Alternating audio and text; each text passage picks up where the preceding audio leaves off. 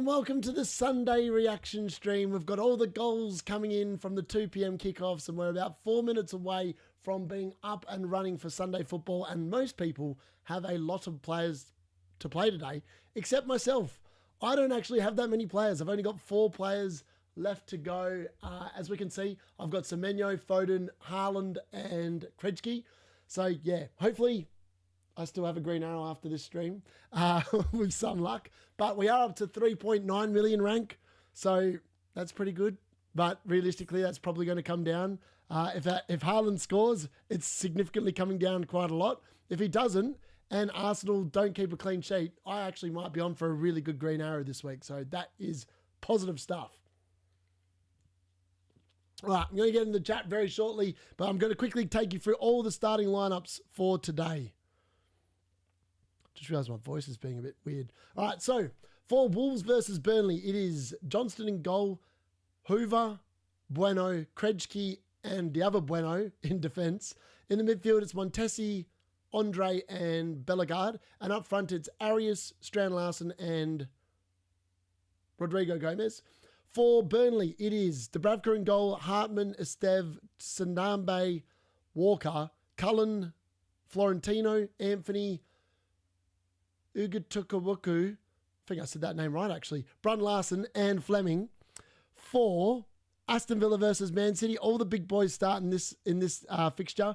It's Martinez in goal, Cash at right back, Konza and Torres in the middle, Dean on the left. In the midfield, it's Anana with Kamara, sorry. McGinn, Rogers, Buendia and Watkins up top. And then for Man City, it's Donnarumma in goal. Vardiol, lots of people sold him, but he's back starting, believe it or not, at left back. Stones and Diaz in the middle. Mateus Nunes, FPL Nightmares, mate, is at right back again. Reinders in the midfield as the centre defensive midfielder, based on what I can see here. It's Savinio on the left, Bob on the right, Foden and Bernardo Silva in the 2 places behind one cyborg up front, which is Erling Haaland. Then for Bournemouth versus Nottingham Forest, it is Petrovic in goal, Jimenez right back, Milo Savicevic, centre back with Senesi, Trafford at left back, Adams and Scott in midfield, Tavernier on the right, Clivert in the number 10, he returns to the starting lineup, Semenyo on the left, and it's Krupi Jr. up front for Bournemouth. For Nottingham Forest, it's Sells in goal, Williams left back, Murillo, Milinkovic in the centre, Savannah on the right, Douglas, Luiz and Anderson in the midfield, Hudson-Odoi on the left, Gibbs White in the 10, and Ndoye on the right, and Igor Jesus. Timu Jesus isn't on the stream today because he's playing up front for Nottingham Forest. Wonder if he can do any magic there. And then for Arsenal versus Crystal Palace, all those yellow flags be damned. It's Raya in goal with Timber, Saliba, Gabriel and Calafiori in the normal back 4. In the midfield, it's Eze, Zubimendi and Rice. And up front, it's Saka on the right, Gyökeres through the middle and Trossard on the left.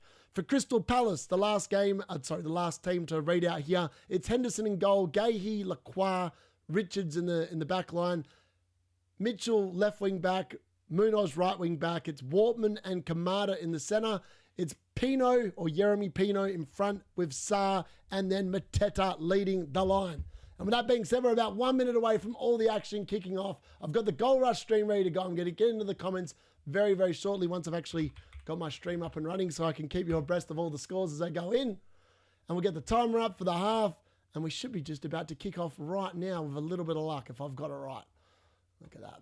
I've somehow managed to get all through that within 5 minutes. So I've done well. All right, Goal Rush is up and about. We're ready. They're taking the knee. Arsenal versus Crystal Palace. Our feature match is about to get underway here. And we're off and running. Sunday football's here. It's live with the D-Unit. And I'm bringing you all the info as it comes into hand. And there are 4 games to keep abreast of here, which is going to be very interesting. Touch with the stream. The timer's now on the screen. What's going on there? Oh, whoops. There we go.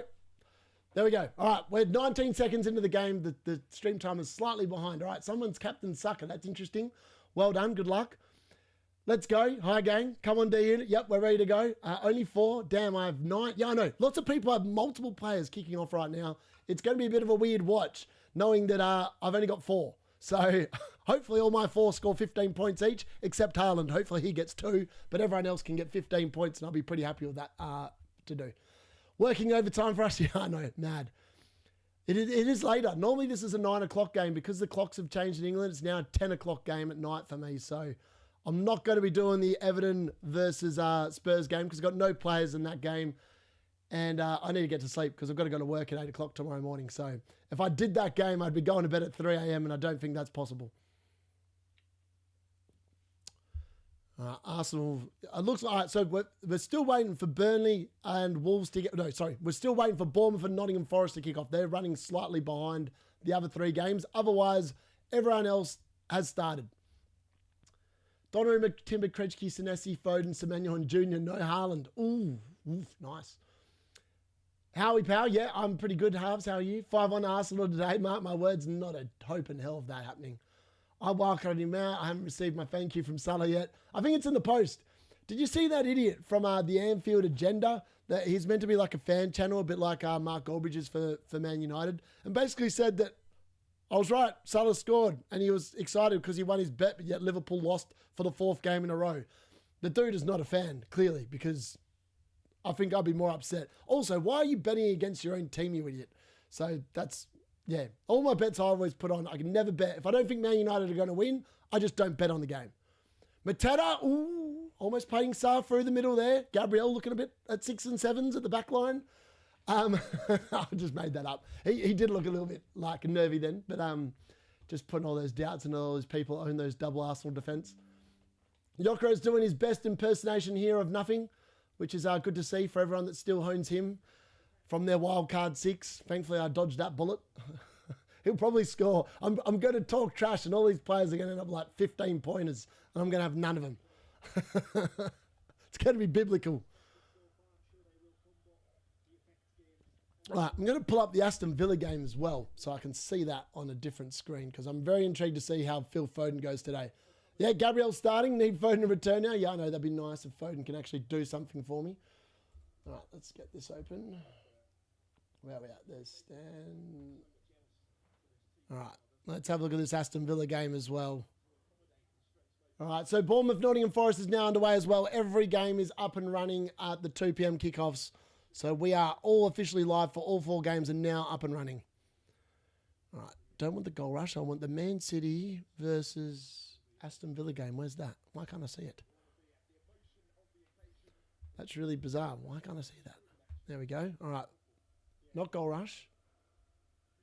Ah, there it is. All right, we've got the Man City game versus Aston Villa open live as well. So I'm going to try and do my best to watch both games and then look for the little blinkers coming on saying it's been a goal, hopefully for Krejci and Semenyo in the other 2 games. Man City are in this greyish looking kit.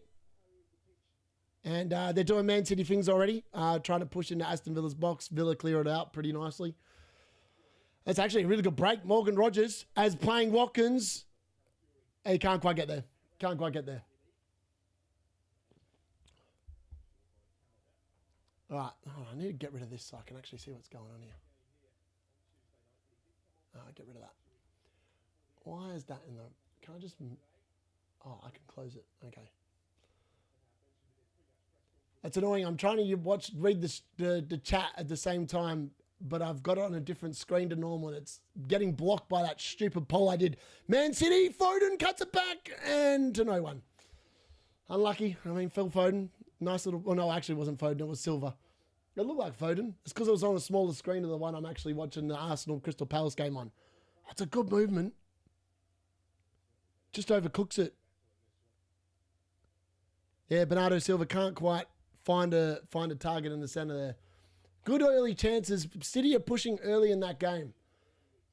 A bit more interesting than the Arsenal Crystal Palace game so far. Crystal Palace, nice move. Mateta. He held it up. I think it's Pino. Sarr.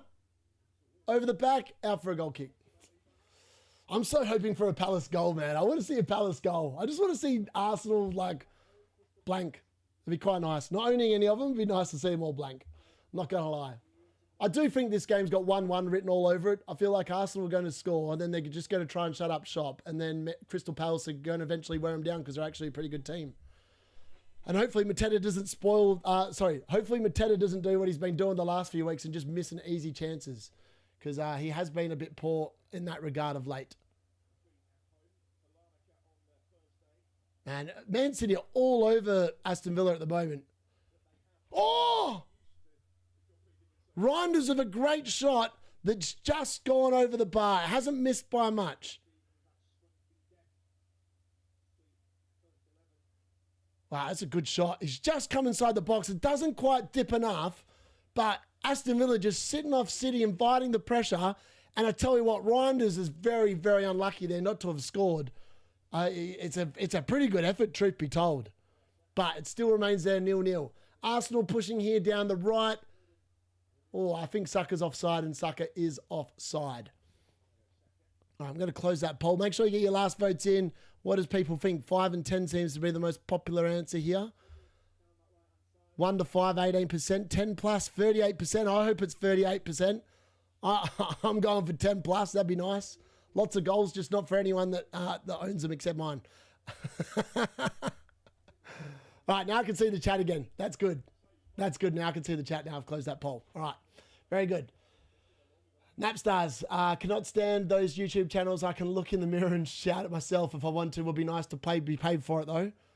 Yeah, I don't understand how some of those channels actually get going, to be honest with you, because I've watched some of them. I actually enjoy watching Mark Goldbridge, to be fair. But the one I saw today, that Anfield Agenda one or whatever, who the hell watches that? I'm surprised Liverpool fans even watch that crap. I mean, that probably says a lot about them as fans if they think that that's actually entertaining, because I did not find that entertaining at all. This City kit is vile, I would agree. What a surprise. Gabriel starts. Arteta's mind games. Well, we all knew that there was mind games. Arteta's just one of those managers you just don't trust with a bar of soap because you don't know what he'll do with it. Listening while mowing my lawn. Love it. Have not gave. Oh, here we go. There's a chance for Wolves here early. And it is Gomez putting it in. Oh! Dubravka somehow fishes it out right from sneaking in at the far post. It's one of them weird crosses that almost goes the whole way in. And then Arias just unfortunately was too close on top of it and sort of just, it hits him before he can actually do anything else with it. But that could easily have been Wolves 1, Burnley 0. But it's not. It's still 0-0. Oh, Arsenal pressing the Crystal Palace defence. I do not know what they're doing here, but that's very interesting. And then it's just a route one ball up to Mateta. Mateta's through! Oh, he just didn't quite. Oh, Arsenal at 6s and 7s at the back. Crystal Palace really should have been in there. And it looked like, for a moment, that Gabriel thought about hauling down Mateta, and that surely would have been a red card if he'd done it. He got the other side of him and then thought better of it. He was holding the shirt and then decided to let go. And thankfully, there's nothing there for all those Gabriel owners. But I mean, it looked a bit nervy. Crystal Palace asking a few questions in this game early doors of Arsenal, and it is a corner for them. And Mateta looks like he's now kind of limping, grimacing around after that pull from Gabriel on his shorts.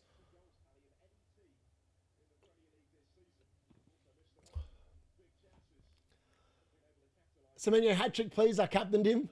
I want to know who Kyle captained. Whoever Kyle captained normally bangs.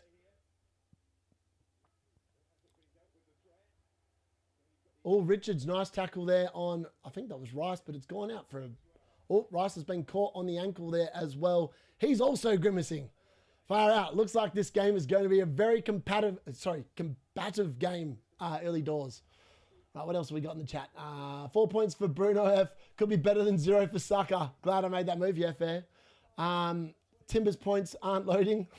Saka's playing. I thought someone wrote... Nah, he's definitely playing. Yeah, definitely early game bans. Robot and Semenyo hat-tricks. Saka's huge right bollock has already caught him offside twice today. If you want to see some funny stuff... Oh, I thought City were in then. If you want to see some funny stuff, alternative MUFC videos, regularly takes a piss out of Anfield Agenda. Uncle Festa. Lovely. Rasley is starting lineup against Madrid. Yeah, oh, nice. He's probably going to score. That's the kind of game he scores. Apparently, Semenyo's gone close. I haven't seen that shown up on the stream yet or on the goal rush, but I'm sure they'll take me to that very soon. But I've actually put a sneaky bet on Semenyo to score or assist, Foden to score or assist, and Krejci to score and assist. No other bet. I think it was paying like $25 to 1, so I'll put $1 on it. We'll see if it comes in. Realistically, it's probably not. Krejci will be the one that probably lets it down, but you never know. If it comes in, I'll be a very happy man because it'll be $1 well spent.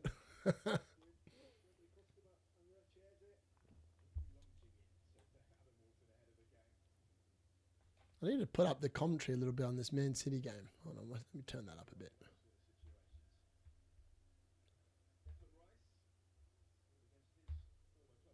There we go, that's better.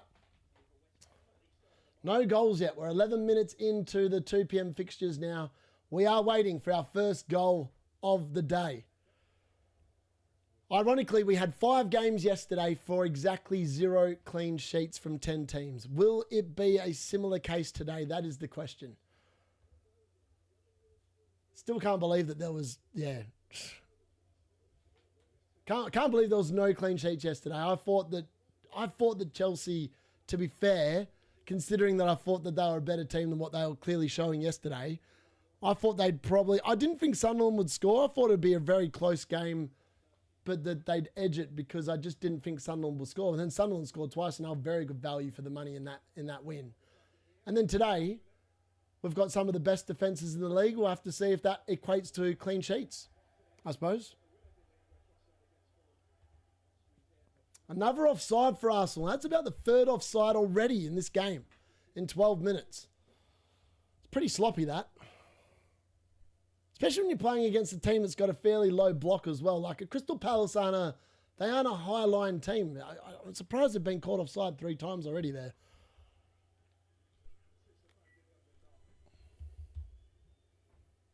I did so much cleaning today. I cleaned my Airbnb. I mowed the lawn, watered the pool.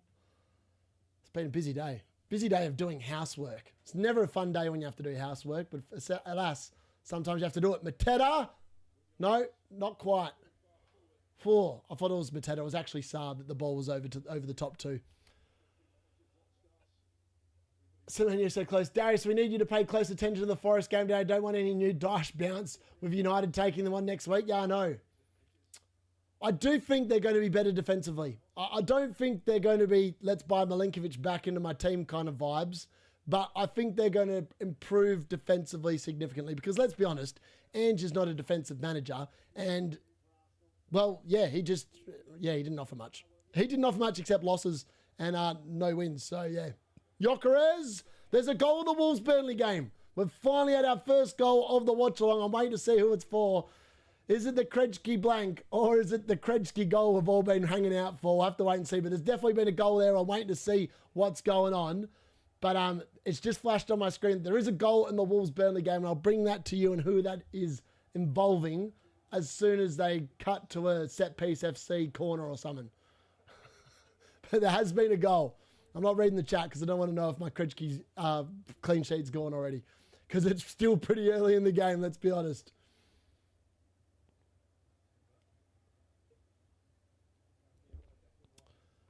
Arsenal, they're just... All right, here we go. He might be going now because there's been a throw-in. Surely with the throw-in. Let's cut to the goal. We want to see the goal here. Yes? No? They're going to show it? Oh, mate. I don't want to see Mitchell standing there waiting to take a throw. Oh, here we go. It is... Oh, dear. It looks like it's a Burnley goal. Wow. That's a really good goal for Burnley. Stuart Fleming, I don't know if that's his name, but it's a Fleming goal for Burnley. That's the end of the Krejci clean sheet. That is in the bin. What a dud buy he was on wildcard. That is such a good finish. And he's hit it first time. I mean, the goalkeeping is pretty bang average, I think, but it's 1-0 to the Burnley. Congratulations if you've got Fleming. I don't know who provided the assist. I kind of missed it. I was just like, oh my God, what a ball. And it might be Anthony that's provided the assist. No, Esteve assist. Unbelievable scenes. That's unbelievable, if that's the case. All those people on bench boost, man, with Esteve the last 2 weeks. Who would have thought that he'd be such a good asset to have if you were bench boosting? Crazy stuff. Crazy stuff. Oh, Hartman assist. Oh, okay, his name is Zlatan. I have to check. There's a few people saying different people for the assist. Let me double check what it is. It definitely didn't look like Anthony. It looked like I don't know who it was. Someone.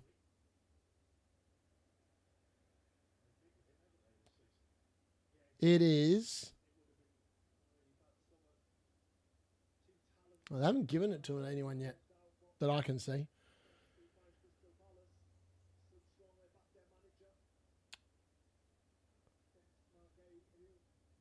All right, I'm going to have to load this up on here. Bear with me 1 second. I'm going to have a quick look. All right, where are we at? All right, let's go here. Let's load that. Still waiting for our second goal. No, none of the big guns have scored a goal yet. It is a Hartman assist. I can confirm it is a Hartman assist for anyone that's wondering. And Dubravka's already on 1 save in that game as well. FYI. All right, so at least we've got a goal. We've got a goal. It's unfortunately no good for my team. Aston Villa pushing. Not quite. Good block there from someone. Don't know who that was, but it was a very good block, whoever it was that got in the way. It might have even been Ruben Diaz or Stones. It's annoying. It's on a little screen here, and it's not quite big enough for me.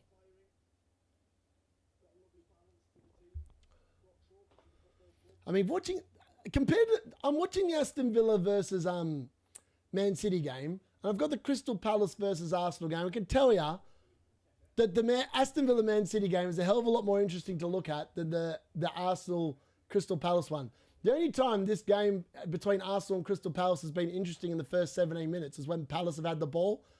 Every time Arsenal have got it, it's like they're just slow, methodical possession, not really doing a hell of a lot. Probably just trying to win a corner, let's be honest. I shouldn't be so mean. They are top of the league for a reason because they're very consistent. But it's hard to say that their football's sexy to watch because it's not. Close to Stewart, his name is that. It was Hartman assist to Hartman. Yep. Dubravka assist. Nah, it was definitely a Hartman assist. 0 DC for Senesi, not looking good. Senesi's one of them players, though, that he can get to DC points very, very quickly. Like, he can go from, 0 to, 8 in about 2 minutes. Oh, Sarr, that's a poor ball. That's a poor ball, Sarr. You played the wrong ball there. Sarr had a good chance there, just about the 25 yards out to slip a nice pass through, but he's overcooked it. And it's gone out for an easy goal kick there for Arsenal. All right, someone's gone down here whining at the ref. It looks like a...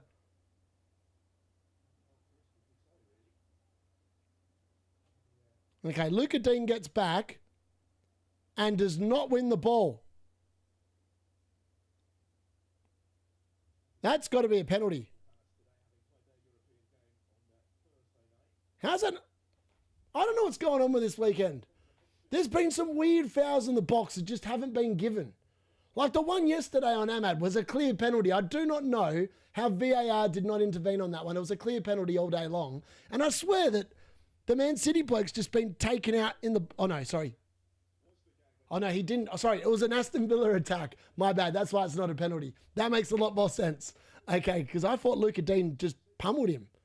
Matty Cash! Oh, Matty Cash has scored for Aston Villa! It's an absolute banging from Matty Cash! Unbelievable off the corner, and he's hit the golf clubs. It's 1-0 to Aston Villa against Manchester City. I mean, if you own Vardiol, you're probably happy you got rid of him right now because he is going to be blanking unless he gets a goal. But yeah, it's 1-0 to the Villa. What a goal. Matty Cash of his second goal of the season. Who cares about Gabriel's goal, Fred? How about Matty Cash? Oh, that's a beautiful goal. A beautiful goal. Unbelievable stuff. Who's got Matty Cash? Own up in the chat. He's just picked out the bottom right-hand corner from just outside the box. That is a beautiful goal. What a hit. 1-0 Villa. I'm watching Bournemouth versus Nottingham Forest. Sells already saved 2 shots. Did Danny Ings score for Burnley? No, he didn't. It was Fleming. They're consistent in getting corners, D-Unit. They are. Goal in the City game, not Haaland. It's not Haaland. It's a Villa goal. Unbelievable. As I said, yeah, 1-0. I've got 2 goals now. 2 goals. That's what we like to see.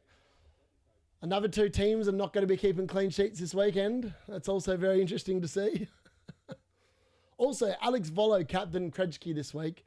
So his run of captaining defenders and getting returns might be about to officially end because Krejci will now need a attacking return in order to ensure that he gets a return. Not looking good. Not looking good.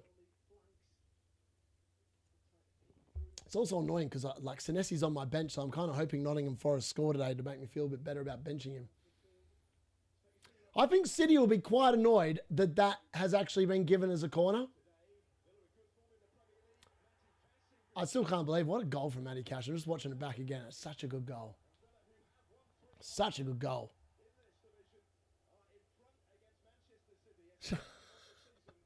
I mean, Haaland could have done better. Haaland could have tried and blocked it, you know. He was standing right there. He just sort of turned his body. He could have gone to the ball and probably... Nah, I'm being a bit harsh. Haaland's through on goal! Oh, it's a good save from Emi Martinez. Haaland with a great chance there to make it 1-1. And he has fluffed his lines, truth be told. And guess who would have had the assist? Not Phil Foden. Would have been Bernardo Silva, I think, with the assist. But Haaland one-on-one with a keeper, and he's almost telegraphed it too easily. Disappointing there for Haaland, well, captainers, because that probably should have been 1-1. Saad pushing into the box here as well, forcing a good block out of Gabriel. He's probably on like 5 DC already. I don't have cash on Matty Cash. Sorry, terrible joke. I cannot stand the Cash. You'd think he'd find a pair of shorts that fit him, always pulling his shorts up. Yeah, I'd agree with that. I'd agree with that. It's a fair point. I mean, Villa have kept one clean sheet this season, I think. Opening game week, they kept a clean sheet against Newcastle. I haven't kept one since. But Matty Cash has scored 2 goals, so he's definitely up there. I still can't believe that Erling Haaland didn't score then. It was put on a silver platter for him, and he's just spurned the platter. He sent it back to the kitchen with a full meal. Disappointing. Have Arsenal had a shot in this game? I don't think they have. I don't think I've seen an Arsenal shot yet. Palace have definitely had the better opportunities so far. Let's put it that way. Man City with the ball in. Emi Martinez collects it off the free kick. I mean, Villa, they're starting to turn the corner. They still don't look overly flash defensively, but yeah. Reinders playing as that centre defensive midfielder is interesting because they're playing a lot more early balls forward in this game. It's quite an expansive game of a lot of switches and play from Man City so far. Palace, oh, Munoz with a shot and Raya with a save, I think. Oh, it's offside though. It's offside. Munoz has now been caught offside. They've brought it back for an offside. But that was Arsenal. I'm not going to lie. Palace are looking the better team so far in this game. And Mateta is giving Gabriel a bit of a bath. With his hold-up play, he's giving him a bit of a bath.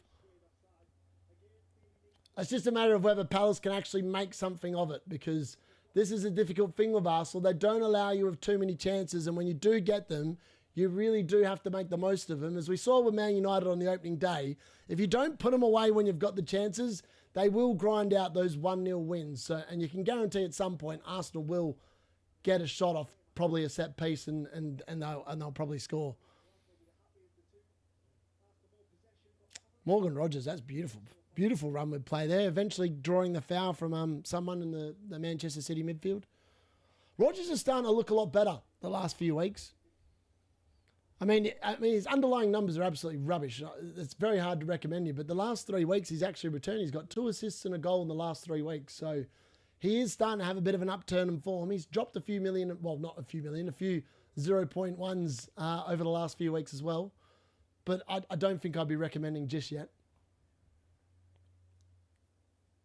But then again, they've got Liverpool next week, so maybe it is a good time to buy, because at the moment, Liverpool do not know how to keep goals out of their net. As they saw last night, 3 goals conceded to Brentford.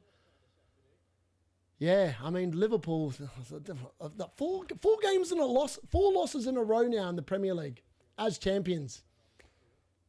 Maybe they just got lucky last year. Maybe they just got lucky. Nah, you can't get lucky over 38 games, but you can. I think they were a little blessed that a lot of other teams had problems last year, and they made the most of it. But they'll probably do a bit of luck because obviously they did push Man City really close the last couple of years. All right. Ball across. Munoz, ball in. Palace are definitely the team that's got the better attack so far. Munoz is such a good footballer. I mean, how he manages to get in these advanced positions.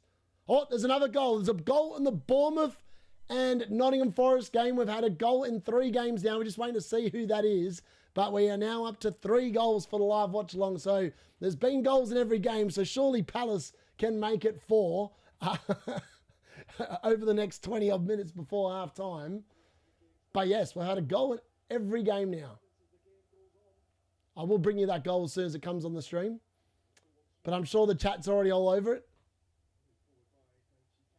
Oh, don't know what Wharton's doing there. That's a bit of a long-range shot. That a bit of nothing there that's going out for a goal kick. Now, we should be going to the Bournemouth-Nottingham Forest game with some luck. Hopefully. Oh, here we go. All right, so it's a Bournemouth corner, which concerns me already because I feel like this could be a Senesi goal, and I'm going to be like, oh, my God, I've just benched a 15-pointer. Oh, no, it's not. It's a straight goal in from Tavernier. Straight off the corner. I've not seen that in a very, very, very long time. He scored direct off a corner. What is going on? That is very unusual. I can't believe it. It's just gone straight in. That's unbelievable. 1-0 to Bournemouth. Tavernier goal. Direct off a corner. You do not say that very often. What is Matt Sells doing? What is he doing? Oh, wow. Wow. Wow. Okay, so I've just seen how they won the corner. It should never have been a corner. So Tavernier wins the corner, but in reality, it actually came off Tavernier's foot. And then he's literally just served it to him raw and just literally scored straight off the corner himself. Unbelievable. Wow, that's very controversial. I mean, you'd like to think the VAR could get in there and do something about that. But yeah, a Tavernier direct goal that realistically, a corner that should never have been given. But it stands, VAR doesn't overrule for those things, and it's 1-0 to the Bournemouth at the moment.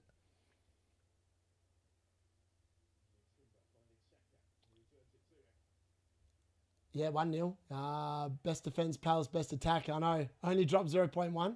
I thought he was 6.8 now. I thought Rodgers was 6.8. All right, looks like Buendia is going to have to go off here for Aston Villa. He's been down for about the last 3 or 4 minutes. And Aston Villa are probably going to be warming up Jadon Sancho or Marlon, I would be guessing. And it's going to be... I think it's Jadon Sancho. Sancho's actually going to get a run out. Can he actually do anything today? Because he's looked bang average so far for Villa. He looks like a mercenary that's just there for the paycheck, let's be honest. That's what his football career is. He only did something in Germany because it was a farmers' league, and he came back to England and has been absolutely found out in almost every club he's played for. I mean, he did score a couple of times for Chelsea last year, but for the money he cost, he's up there with Anthony for probably one of the, and Anana, for being one of the worst ever Premier League signings. All right, here we go. Set piece FC. Declan Rice with the ball in. Oh, they can't quite work it for a shooting chance. It comes back out, and Zubimendi's just smashed it, and it's gone out for a goal kick. Can Man City come back in this game? It's been a very open game. This Man City-Aston Villa game has probably definitely been the pick of the two so far in terms of the flow of the game. Both teams are fairly open. Aston Villa pushing here again. All right, it's out to Watkins. Watkins driving into the box. Cuts it back. Sancho, don't know what he's doing. Brings it back. Top of the box. McGinn. Oh, it should have been 2. It should have been 2-0. John McGinn just flashes it wide of the post, and there's another goal. There's another goal in the Wolves-Burnley game. Is it Krejci stepping up off a corner? Is he hitting a 30-yarder into the top left-hand corner? Who knows? But Alex Volo and me are hoping so. Otherwise, he could be about to lose one more point if Burnley have scored. So we're just waiting to go there. We'll bring you that goal as soon as it comes on the screen. But yeah, it's all happening. I've got 4 goals now across the 2 p.m. games in the first half an hour. So we're on track for 10 plus here, folks. Mateta's through? Not quite.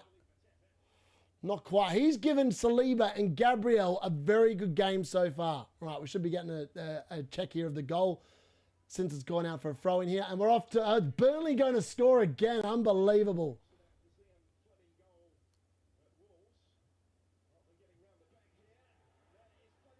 Wow. Fleming has scored a double.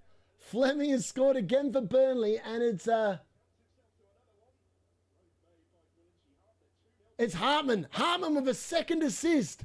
Hartman with a double assist. He's on track for a mega haul. And Fleming has scored twice. Unbelievable stuff there. Wolves, they're getting relegated, baby. Them and West Ham are in significant trouble. They're in big trouble. Very big trouble. Krejci's points are in the bin as well, FYI. He really needs an attacking return. Otherwise, he has been an unmitigated disaster, let's be honest. I'm looking forward to transferring him out. That'll be the one move I'll be confirming early, getting rid of him.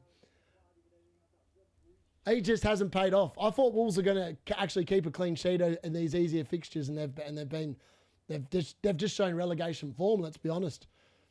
I definitely got that one wrong, which is annoying because it could have been a really good differential, but it's worked out to be a horrible differential. That McGinn chance as well. I mean, this could easily have been Aston Villa 2-0 as well. I mean, Man City kind of at 6s and 7s defending as well. Bit of a theme at the moment in these games. West Ham and Wolves are definitely going down. Yeah, it's not looking good, Rangers are. City giving me a headache, and that's just their kit. I've picked nice colours in that. Afternoon, Gary, how are you? Liverpool losing, Chelsea losing, Man City losing, and United winning. What a week to be alive. An Arsenal loss will be even better. Then we'll be gloating over everyone, let's be honest. All right, Declan Rice to Trossard. Trossard saved from Henderson at the near post. That's Arsenal's best chance of the game there, coming in the 33rd minute of the game. That says all you need to know about Set Piece FC. Set Piece FC just have a very interesting way of playing the game this season. Normally it's methodical. Normally it ends in 1 or 2-0. But will it finish 1 or 2-0 today? Or will Palace provide a bit of shock? Mateta! Oh, he almost gets there, but not quite. They overplayed that pass a little bit. All Reyes clearance, not the best. Oh, man. Palace have been about a pass away from really carving Arsenal apart here. They have been very close to absolutely... well, getting a lead in this game, to be honest.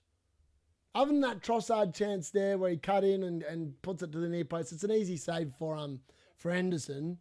But other than that, Arsenal have not created a single thing. Yokros has been invisible.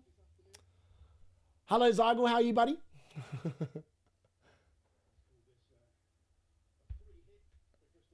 A free hit for Crystal Palace. I like it. Top people on the stream again. Yep, always. Aston Villa, yeah, they've got a real good foothold in that game. I still can't believe that Burnley are 2-0 up against Wolves. That scoreline's actually shocked me a little bit because I didn't think Burnley would be 2-0 up, if I'm being brutally honest. I think that what we're saying is just the fact that the Wolves and West Ham are just atrocious because the promoted teams have made Wolves look pretty bad. So maybe that's a sign that their recruitment has finally come unstuck. Bernardo Silva, no, it's offside for Man City there. Aston Villa managed to catch them offside just about. Man City have got into some dangerous spots, and that Haaland chance might come back to bite them. It was a glaring miss that he really should have done better with. Munoz with a ball into Sarr. I've been impressed by Palace in this game, though. It's just a matter of how long that they can keep their bodies from being ridiculously tired, really.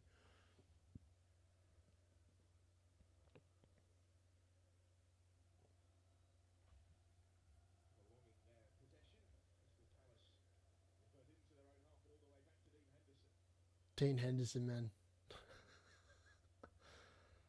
I wonder what United would have done. I wonder if there's a sliding doors moment where potentially when Dean Henderson was in goal for Ole Gunnar Solskjaer and then he was replaced by De Gea and that because Henderson wasn't fit because of COVID at the beginning of, I think it was the 2020 season or the 2021. I feel like if Henderson was fit for the start of that season, he could actually have stayed as the Man United goalkeeper and we wouldn't have wasted 50 odd million on Onana. But alas, the sliding door is he moved to Crystal Palace. He's had a very good career ever since he made that move. How's Eze playing? Been pretty invisible, to be fair. Hasn't really done a hell of a lot. No, why is that Brazilian Arsenal defender playing? He just is, unfortunately, Johnny. Saka's not done much. Arsenal, from an attacking perspective, have not done much. It's mainly been, the attacking threats have really been coming from Crystal Palace, to be honest. And then Arsenal have spent a lot of time passing the ball amongst their 4 defenders. If Mateta, my first bench, wipes out my double Arsenal clean sheet, I'll be fuming. I'll be laughing. Don't jinx it, Gary. When you bought Mateta and got 17 points last game, we can now don't want him to score. I know, the scenes. I think Zanesi just got his first DC. Okay, long as Gabriel don't get a goal, I guess it's good because people can't auto-sub Rodon. Mike Walliver's pointing somewhere.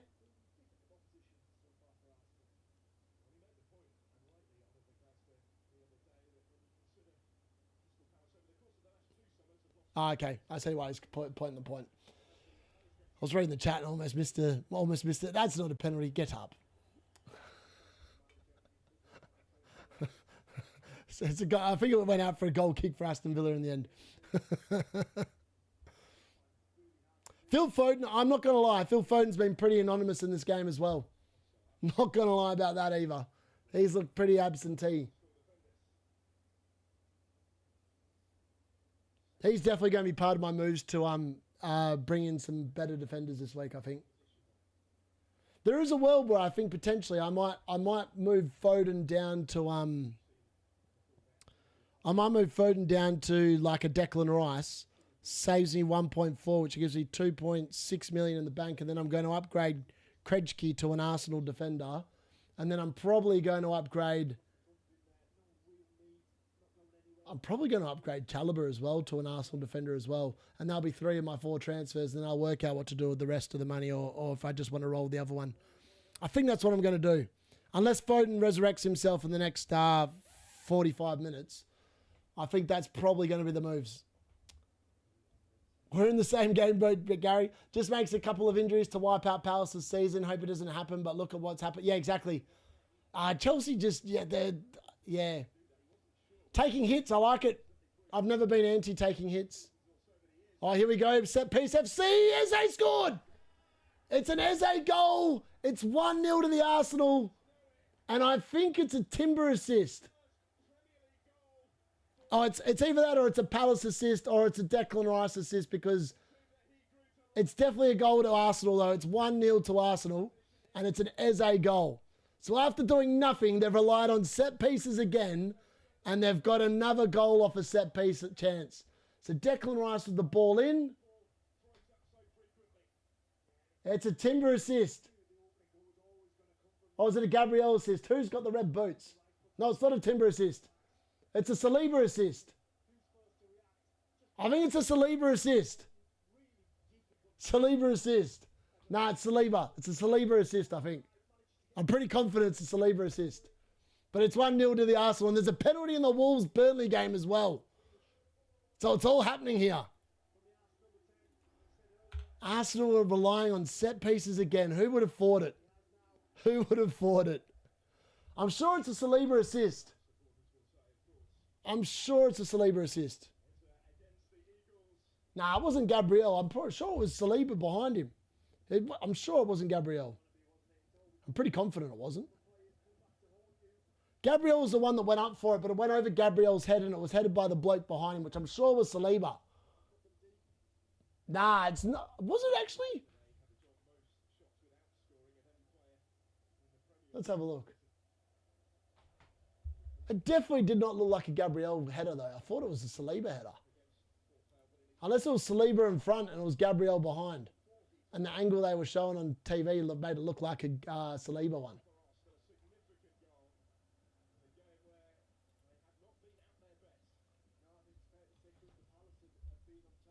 It's not Saliba. Ah, there we go. It is a Gabby assist. Mad.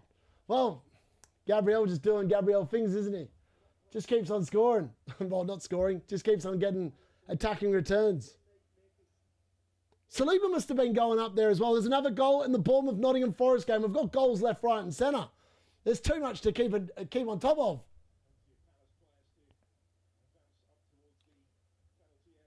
Gabriel on track for potentially another 12-pointer. That's ridiculous.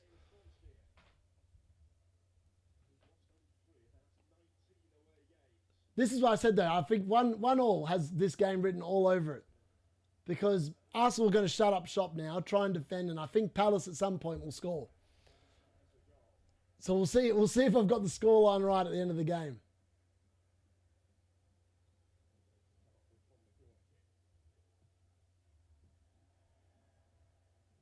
That was a pretty poor ball in from the Palace corner there. We're still waiting to see what's happening in that penalty and the Bournemouth Nottingham Forest game. There's been a penalty on the screen for about 5 minutes. So I don't know if the VAR is still checking or what's going on there, if there's a red card check or what. But it's not turned into a goal. So it's either been a missed penalty. I'm not actually sure what's going on there. But yeah, it's still showing penalty. We've still got bowl. All right, here we go. Wolves versus Burnley. It looks like it might be a Wolves penalty. Oh, wow, it is. That's a...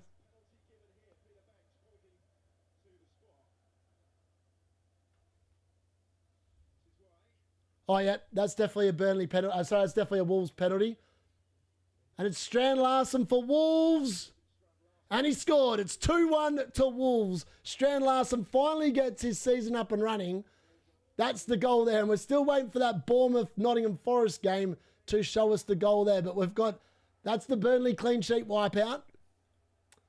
So no clean sheets other than Aston Villa and Arsenal and maybe even...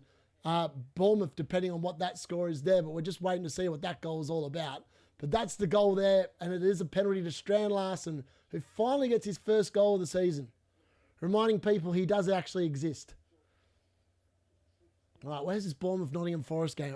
We're still waiting for the goal to be shown there. And look, Set Piece FC are at it again. Declan Rice here over another free kick. Let's be honest, I'll get to the chat very shortly, probably at half-time, while we watch another Declan Rice free kick.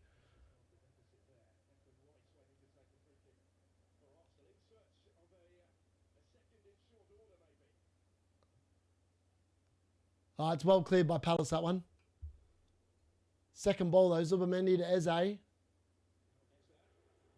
Oh, Eze's tried to have a shot from about 40 yards. Good luck, mate. I don't think it's scoring from there. It's going to take a bit of a worldie to beat Henderson from there. The cartel was right. Yeah. It's just more the fact that Arsenal just keep getting clean sheets more than anything else. I think that's the main issue, and that he is the one that generally gets it. Arsenal assist got to Rice. Maybe it wasn't... What?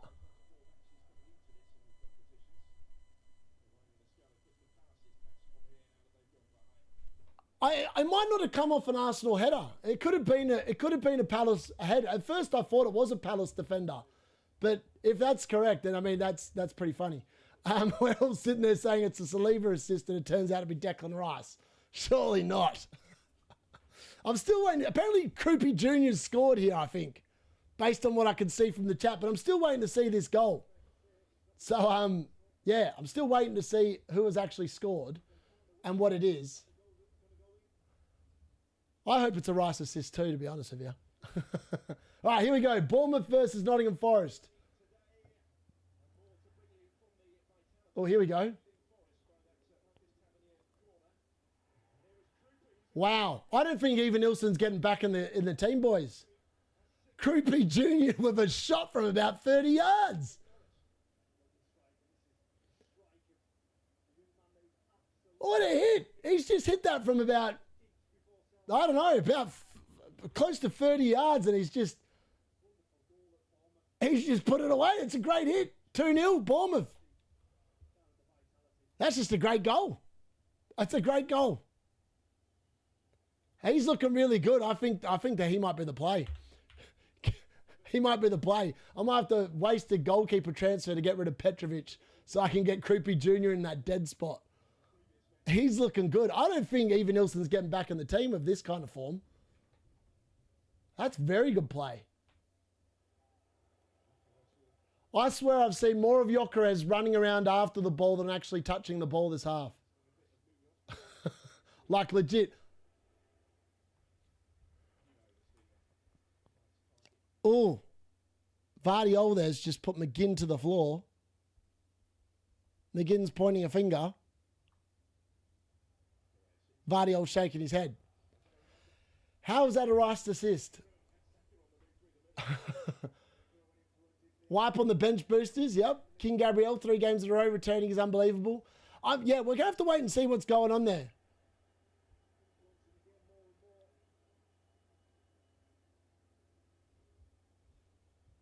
FPL defo gave Rice the assist. Yeah, well, there you go. It obviously was a Palace head that got the ball. I thought it looked like, as I said, on my stream, it looked like Saliba had headed the ball. So when everyone was saying Gabriel did it, I was like, Gabriel definitely didn't touch it. Because like what I saw on my screen looked like a Saliba assist, if anything, or it looked like he hit a Palace head. So that kind of makes a bit more sense. Because when everyone was like on Gabriel assist, I was like, nah, he didn't hit the ball. I'm pretty confident he didn't. He was the one that he went up and it went over his head and then it hit whoever was behind him. And I thought it looked like Saliba that headed it. But obviously it wasn't. Obviously we were all wrong. And it was a Palace defender and ended up being a Rice assist. FPL, I'm sure, will explain that hopefully in a better way than I did. It is a bit weird. Pigeon to Croupy, yes, come on. How good's that, Napstars? Brilliant stuff. No, because I would intend on playing Croupy Jr. in the easier games. So, yeah, I think I would still like to play him and have the ability to. Yeah, I feel like Palace have been very close, though. They've just played the wrong pass, the last pass a few. Yeah, as I said, it looked like, from my angle that I first saw, originally I thought, oh, that looks like Gabriel. But when they slowed it down and zoomed in, it clearly missed Gabriel's head. And it looked like, as I said, I thought it hit Saliba's head. And I was like, oh, that's going to be a Saliba assist. No one even owns him. Well, in comparison to the others, not many people own him. It'd be quite ironic that he would have been the one with the assist. But there we are, Declan Rice with the assist. It's now half-time in every game, bar the Bournemouth Nottingham Forest game. So there we go. Half-time, we've had a few goals. 3, 4, 5, 6, 7 goals in the first half. Crazy stuff.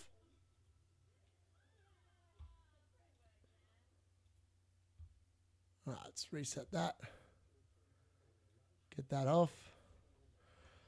Half-time. Good stuff. All right, well, this has been entertaining. I mean, Man City, I'm not going to lie, Aston Villa are a very good value for their win. Vardy and McGinn are having a bit of a interesting match with their voices as they head off the field for halftime there. McGinn definitely not happy about a challenge from Vardy towards the end of that first half. But yeah, it's going to be interesting. Second half, it's all to do. There's a Wolves goal. What?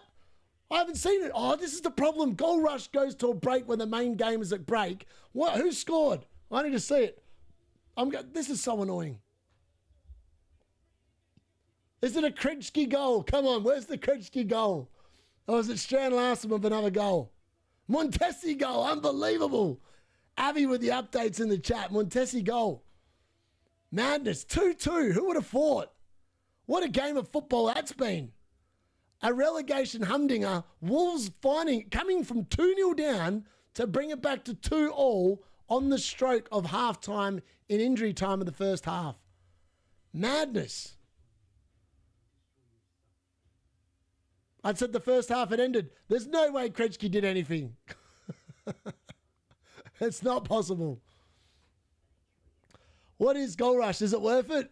Goal Rush is just it's a live, I'm sorry, what have I done here?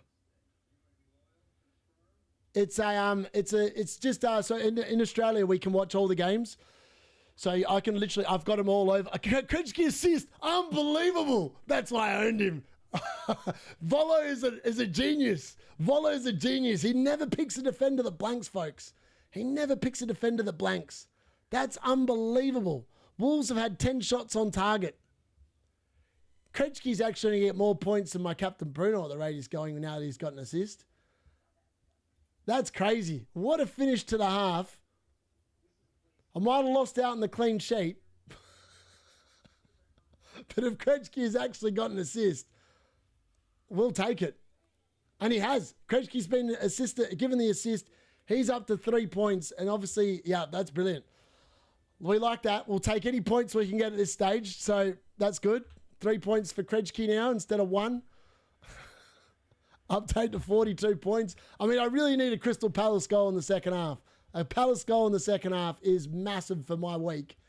Haaland at the moment is doing, well, I shouldn't talk too soon. I said this last week, and then he came back and scored twice in the second half. So I'm not saying anything on Haaland this week, because last week I was looking very pretty at halftime, and then in the second half it didn't quite go as well as it did in the first half.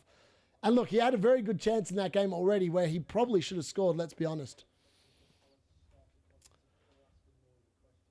Have you, Broom? I'm on 11 points. I've already dropped from 37k to 80k so far. And say, yeah, that's a really low-scoring game week so far. All the big assets outside of Arsenal defence, which at the moment is all going to come in the second half. I don't think Gabriel's getting the assist. I did not see him anywhere near the ball. I have to watch this goal back because I'm telling you. Let me have a look. All right, I'm going to slow it down and have a look. They're just showing it now on replay. Let me see. I thought it was a Saliba assist. We're about to see, though. All right, let me have a look.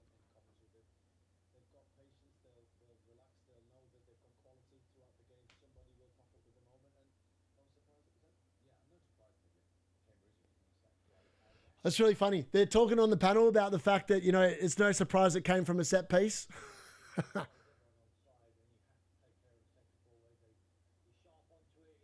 That's really hard to tell. It really could be anyone's assist.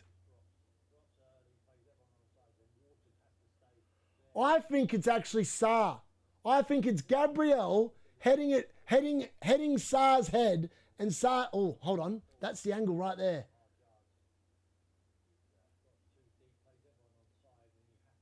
Let me watch this back again. Let me have a look.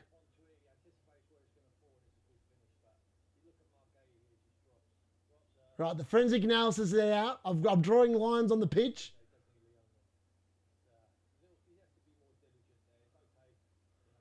This is a lot. Oh, hold on. That's it. How do we take that back? I need to take that back just to...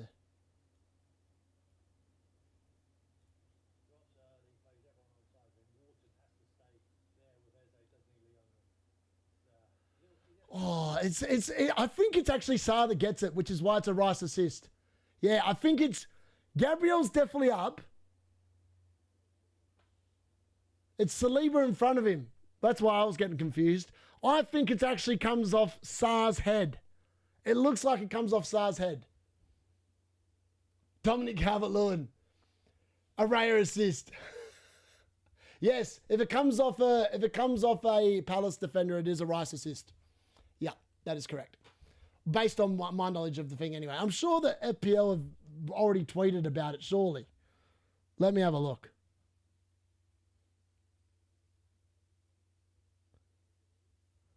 I'm sure the cartel are probably on to Mark Southerns now about updating it to a Gabriel assist because none of them own Rice.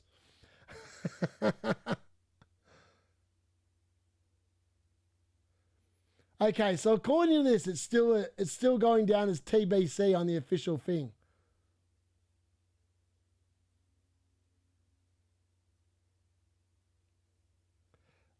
See, there we go. Dan, FPL Dan, mate. We all know it's a Gabriel assist, guys. Come on. I'm not watching, but it's definitely Gabriel Raya or Gyökeres.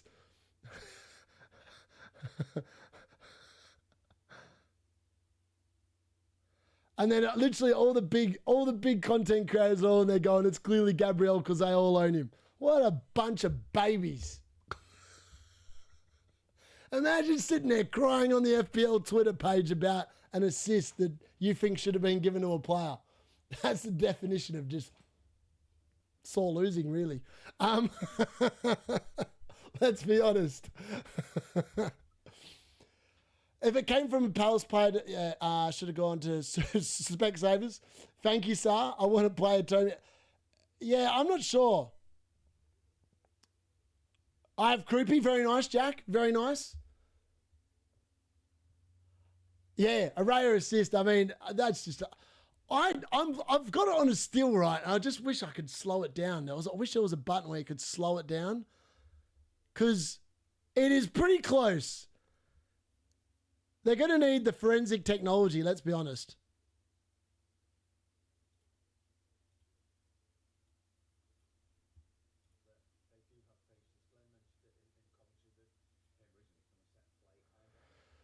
I've got to see it one more time. I've got to see it just before. Let me have a look. I think it does hit Sarr, you know. How many times do I need to watch this to be sure of my answer?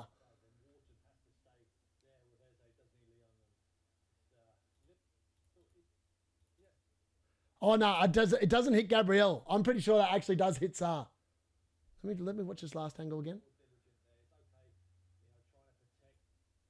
Yeah, it definitely hits Sarr. Gabriel heads Sarr's head and it hits Sarr in the face.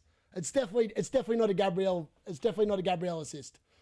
The cartel can sit there and whinge all they want. You don't get an assist for head-butting someone's head. The last time I checked. I mean, if they give that as a Gabriel assist, the game is rigged. That is definitely off Sarr's face. That's literally off Sarr's face.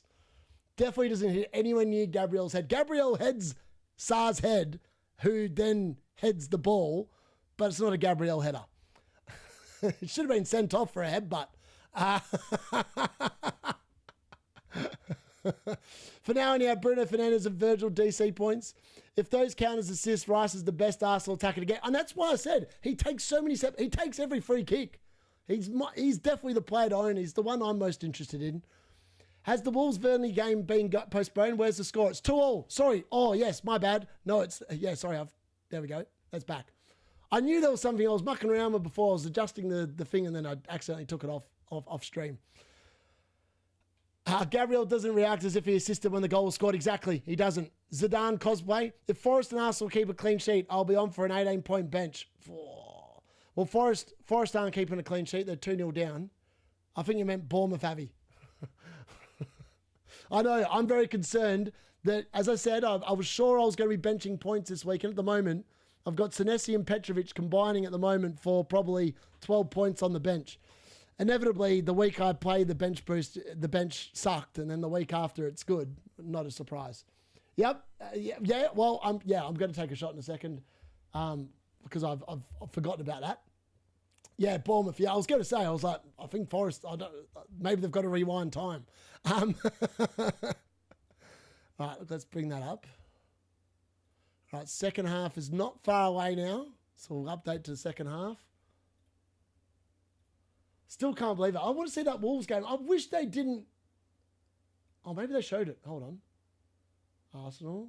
Oh, here we go. I'm watching it now. There we go. Let's see this. Let's see this Wolves goal. It must have happened super late in that half. Krejci with an assist, maybe. That's why I just wish he'd done more last week. Wish he'd done more last week on the bench and not scored an own goal. That would have been nice. Could have done with those 3 points back.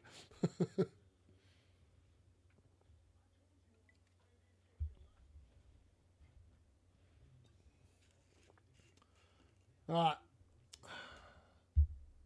Phil Foden was scored. That would be nice in the second half. That would be very nice in the second half, actually.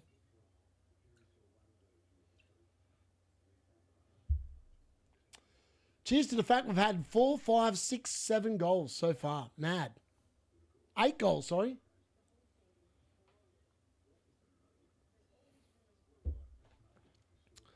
Nice little Sunday treat. 26 points currently, and it's still a green arrow. This game week is awful. Yeah, I feel like the Mbumo haul yesterday is probably going to ensure I get a green arrow regardless of what happens. Well, I'm hoping regardless of what happens. But yeah, a lot of the forwards And the assets of people, like everyone loaded up on Chelsea assets and they just didn't show up. And then obviously the popular Newcastle ones didn't show up either. I mean, Jacob Murphy, no one really owns him. And who scored the second goal in that game? Bruno Guimaraes. He's in my draft team, but I don't think anyone really owns him in FPL, like in their normal teams. I found Trig behind my sofa. You're saying I have 22 and still on a green arrow? Yeah, it's. I wonder what the average this week. I think it's going to be back to like game week 1 where it was a ridiculous. I mean, there could be lots of goals in the second half, so we might be all getting a bit carried away. And there's obviously Everton versus Spurs to come as well. Lots of people do have Spurs assets, and they're probably wishing to get rid of them pretty soon. And then a lot of people have Ndiaye. So I actually think Ndiaye scores tonight. I'm not even going to lie. I think he probably scores in that game. I think Spurs in general are showing why I said at the start of the season they're crap, because they're so hard to read. You just don't know what you're going to get from them week to week, which is highly frustrating as someone that yeah. Yes, hit the like button, please, folks. Can the card decide who assisted the Arsenal goal? All right, let's ask the card. Was it Gabriel or was it Sarr? Gabriel, Sarr.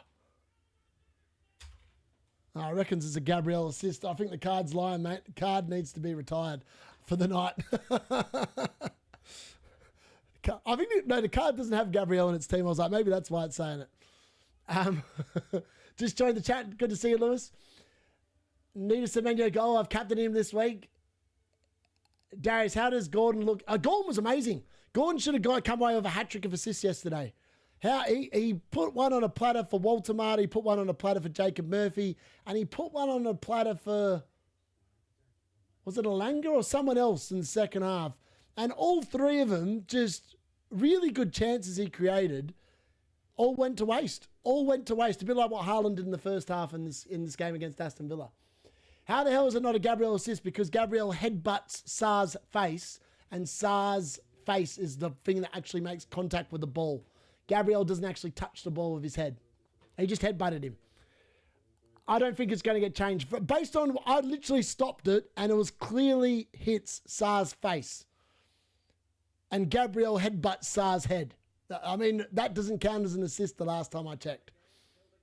Saliba off, Mosquera on. Interesting. Gordon does that a lot. Looks like he should haul, but rarely gets anything. Yeah, he's a frustrating own, Kevy, especially for anyone that's got him at the moment. Nightmare can tell you all about that. I mean, he captained him for that -1, -2, whatever it was. Yeah, that would have been very rough. All right, Arsenal and Crystal Palace is just about to come out here for the second half. Mosquera is on for Saliba at half time. Weird. That's not the first time this season that Saliba's been subbed at half time. He must have some sort of an issue, I would think, potentially. He looks so class at UCL too. Yeah, I would agree. He looks amazing in Europe. I think it's because of the fact that European teams have no idea what's going on with him. But the Premier League teams, because he obviously plays in the Premier League, have a bit more of an idea. That's all I can put it down to, if I'm being honest. I wish I had 26 points. I mean, it could easily change. It could easily change. Obviously, most of you probably have Haaland captain. If he does actually do something in the second half, then you're going to be happy. The points will come. You just got to hope that he does something in the second half, let's be honest. But it just goes to show, everyone 2 weeks ago was like going, you're an idiot with double Man United attack. Well, I've looked like a genius the last 3 weeks. And Mbumo's now got 29 points in his last 3 weeks. So that has definitely been, that was probably my best pick that I brought in on Wildcard in Game Week 6. I obviously brought him in, and he has been a very good signing for the D-Unit's team. 29 points in the 3 weeks I've owned him feels very, very nice. Feels very nice. Someone pull Haaland's hair to wake him up and make him angry. Subbing him out post 70 sucks too because Newcastle's addicted to score last-minute goals. Yep. Needed Tarkowski 17-pointer. That would be nice. That would be nice. I'm not against it. Not against that at all.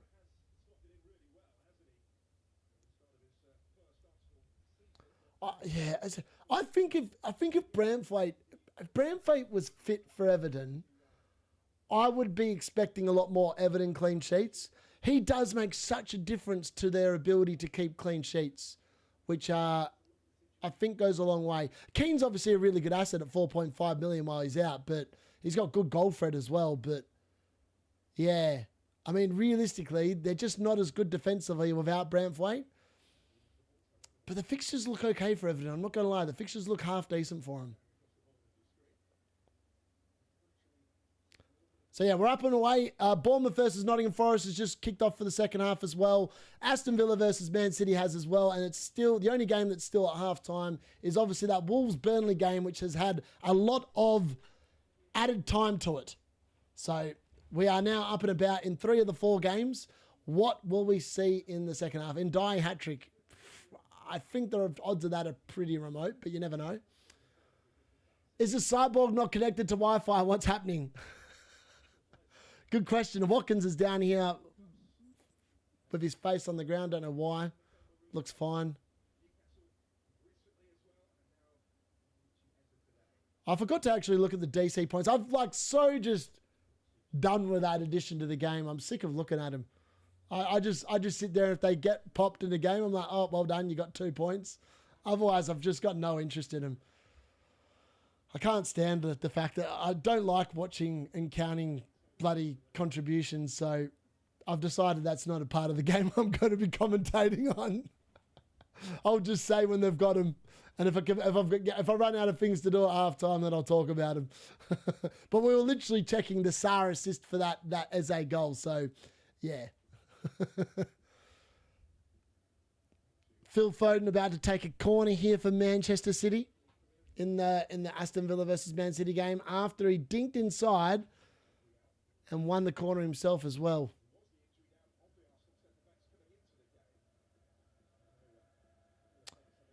Aston Villa are definitely doing some they're doing some play acting here, trying to get free kicks and stuff out of the thing. Yeah, I know Foden almost scored. Senesi on 1 DC. That's hard to believe, isn't it? Cardell complaining that Gabriel should get the assist when they've wasted 9 million Yokeros is funny. Yeah, I know, it's pretty funny that. I wish City had changed their kit at halftime. Yeah, I know. Their kit is pretty bad, let's be honest. Oh, set piece of FC have just won another free kick just outside the box. I think it's a Munoz handball potentially while he's on the floor. Yeah, it is. Yep. They've confirmed it for Rice. There we go. Rice. I told you. It was definitely a Rice. Bar Gabriel. I'm praying for a Semenya goal, at least one. Oh, is the grey kit with the green lines? Yeah. Yeah, it is. Yeah, it's the one with the green lines. The highlight yellow. With the highlight yellow socks. It's an awful looking kit. Nothing like that should ever belong in a football kit. Oh, I thought that was going to be a ball there from Rogers through to someone. It is a ball through now, but it's headed away, and Phil Foden mops it up. Oh, that's a very nice piece of skill there from Phil Foden, which sets Reinders away on the break here for Manchester City. He's bursting through, and he's put a shot miserably wide. Not even close there. All right. Eze, Rice, ball in. Oh, Gabriel's. Oh, Rice. Oh, how's this not been 2-0? How is this not 2-0 to Arsenal? Rice with Gabriel has hit the bar, I believe, off a Rice ball in. And then the ball has fallen to Declan Rice. And he's hit it straight at the goalkeeper. And then Saka has had a shot from about 30 yards and it's just flashed past the left-hand side of the post. It was almost 2-0 to the Arsenal. Declan Rice, he just put such good balls in. I mean, the marking on Gabriel has been pretty lax from Palace. You would think they'd be a bit more awake to that.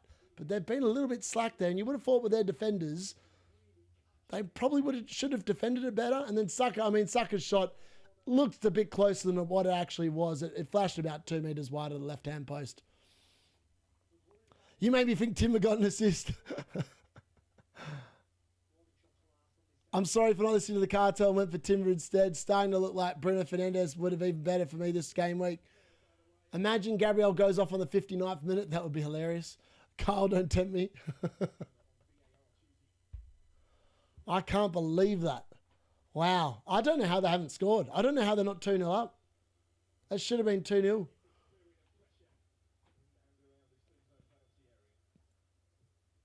Will that come back to bite Arsenal? Will that come back to bite them later in the half? That's the key question. Oh, Arsenal pushing forward here. Oh, Gyökeres. He's just not a good footballer. He's definitely not worth 9 mil. That's for sure. Oh, Mateta. Where are you going, baby? Where are you going? I tell you what, Adam Ward, I think that's Gyökeres, man. That had to be a foul. What's this ref doing? So some of the refereeing this weekend has been unbelievably poor. Like clear fouls just not given. And I'm not sure why that's the case. Oh, yeah, Gabriel with that shot off the bar. Rice then pulls it down. Oh, what a save. A smart save there from Dean Henderson at his near post from Declan Rice. Begging FPL Towers for Gabriel. I know, it's pretty funny to watch, to be fair. I mean, crime or... it looked like a Saliba header. It did originally. I still swear it looked like a Saliba header. But it's definitely a Sarr header. Saka goal, Timber assist incoming, potentially. Hey guys, this is Gabriel. He scored and assisted for 3 games straight. Oh yeah, he could just chill in the far post. Exactly. What are they doing? Wake up to the man. My faith in Eze is paying off. Same boat here. Own them both. And Gabriel. We all do. Oh, Villa. Great block there from whoever that was for Manchester City. Villa pushing there for a second again. Man City could easily be losing this game. I mean, Arsenal might walk away with the league at the rate we're going because they just keep churning out the wins 1 to 2-0 every week. Everyone else just making hard work of their games. I mean, Sunderland in second place. They could finish game week 9 in second place. That's just unbelievable. And yet FDR, the wise heads at Football Towers and the cartel still think that Sunderland's a great fixture and should be green. I mean, come on. How long does it take to wake up? Obviously about 2 months, because they're about 2 months behind the fact that Sunderland aren't an easy team to beat. And yet somehow, I think West Ham, Wolves and Burnley should be dark green already. I think they are the dark green fixtures. And I think Fulham and Leeds should be just the straight green. Then there should be a whole host of teams that are grey. And then it should be Arsenal that's the dark red team, not Liverpool, because Arsenal are just so hard to score against. So why on earth aren't they the hardest team on the FDR? Yeah, I'm legitimately, I don't know. They say they update it every week. Well, it's been 9 weeks and they've yet to update it. And it's clearly wrong. Like their FDR's wrong. They've still got Nottingham Forest as a grey team. Nottingham Forest arguably should probably be a green team as well. Oh, Bournemouth now in second. There we go. Yep, I forgot they hadn't played yet. How much sleep did you get, Darius? I woke up at 1 p.m. today, Gary, and I went to bed at about 5:30, 6 a.m. So I got about 7 hours sleep. So it was pretty good. It's pretty good. Eze's a good shout as long as Odegaard is out. Yeah, potentially. Anyone else on 0 returns and 1 player left tonight? Well, that does not feel good. Double Arsenal defence might be the way. Yeah, it could be. I do have 4 transfers because, well, I think I probably need to bite the bullet. If they keep another clean sheet here, I probably need to bite the bullet and say I probably need to get some Arsenal defenders. And as much as I dislike Gabriel, and I don't think he's value for money at 6.4, I can't sit there and say that he's not better money at 6.4 than any of the 7.5 million forwards. So it makes sense to just get rid of one of them or 2 of them and bring in a defender that costs 6.4 and is probably going to score you more points most weeks than your 7.5 million forward. That's just, unfortunately, the way the game is this season. There's so many more points on offer for defenders compared to the forwards. Forwards literally have to score in order to get any kind of points in the game. Otherwise, as we saw, Jared Bowen gets an assist the other night. It's just a flat 5 points. Nowhere near the bonus. So they have to score goals, and every goal they score is worth less points than a midfielder and a defender, and yet they have no other routes to any kind of points. I don't know if that was their intention at the start of the season when they added the DC points, but they have literally made the game much easier and much, I don't know what the word is, much easier for defenders to score you points than forwards. So unless you've got a forward that's banging in the goals every week, they're probably not worth the investment. And you're probably better off just playing a 4-5-1 or a 5-4-1, to be honest. Because they don't get any clean sheet points. They don't get any DC points. I think that might actually be the strategy, like just getting Mark Gui, Creepy Jr., and Haaland, and then just spending the rest of your money in the midfield and the defence. That might actually be the best way to win FPL this season. Because I've looked at the bloke that's winning the mini league, and he's ranked in the top 2K teams, and I don't think he actually owns... Oh, I'm just going to quickly have a look at his team in a second. Oh, Declan Rice, Trossard...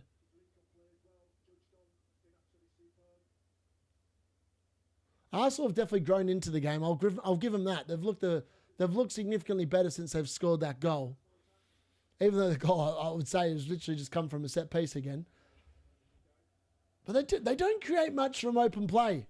Oh, Gabriel, what a ball in. Trossard should have scored. Oh, Saka can't quite get there at the back stick. And Palace somehow clear their lines. That was a great ball over the top there from Gabriel. I will not lie. That was a beautiful ball. He finds Trossard, who was onside. Trossard brings it down, and then it's some desperate defending from Crystal Palace to ensure it stays at 1-0. Saka can't quite get there at the back stick to tap it home. All right, let me have a look. I was talking about that league. So what did he's been playing. Well, this week he's playing a back three, because he benched Munoz for the Arsenal game. In fact, he's been playing... I lie. Oh, no, he played bench boost that week. So he's been playing... He played a back four in game week 7, a back four in game week 6, a back 5 in game week 5, a back 5 in game week 4, a back 4 in game week 3, a back 5 in game week 2, and a back 5 in game week 1. So there you go. That's my point in case. A dude that's leading the mini league at the moment, second year was a trial, has played a back 4 or 5, 6 of the 9 game weeks. And he's inside the top 2K. So maybe that's what it is. Maybe that's the play this season. You've just got to play lots of defenders.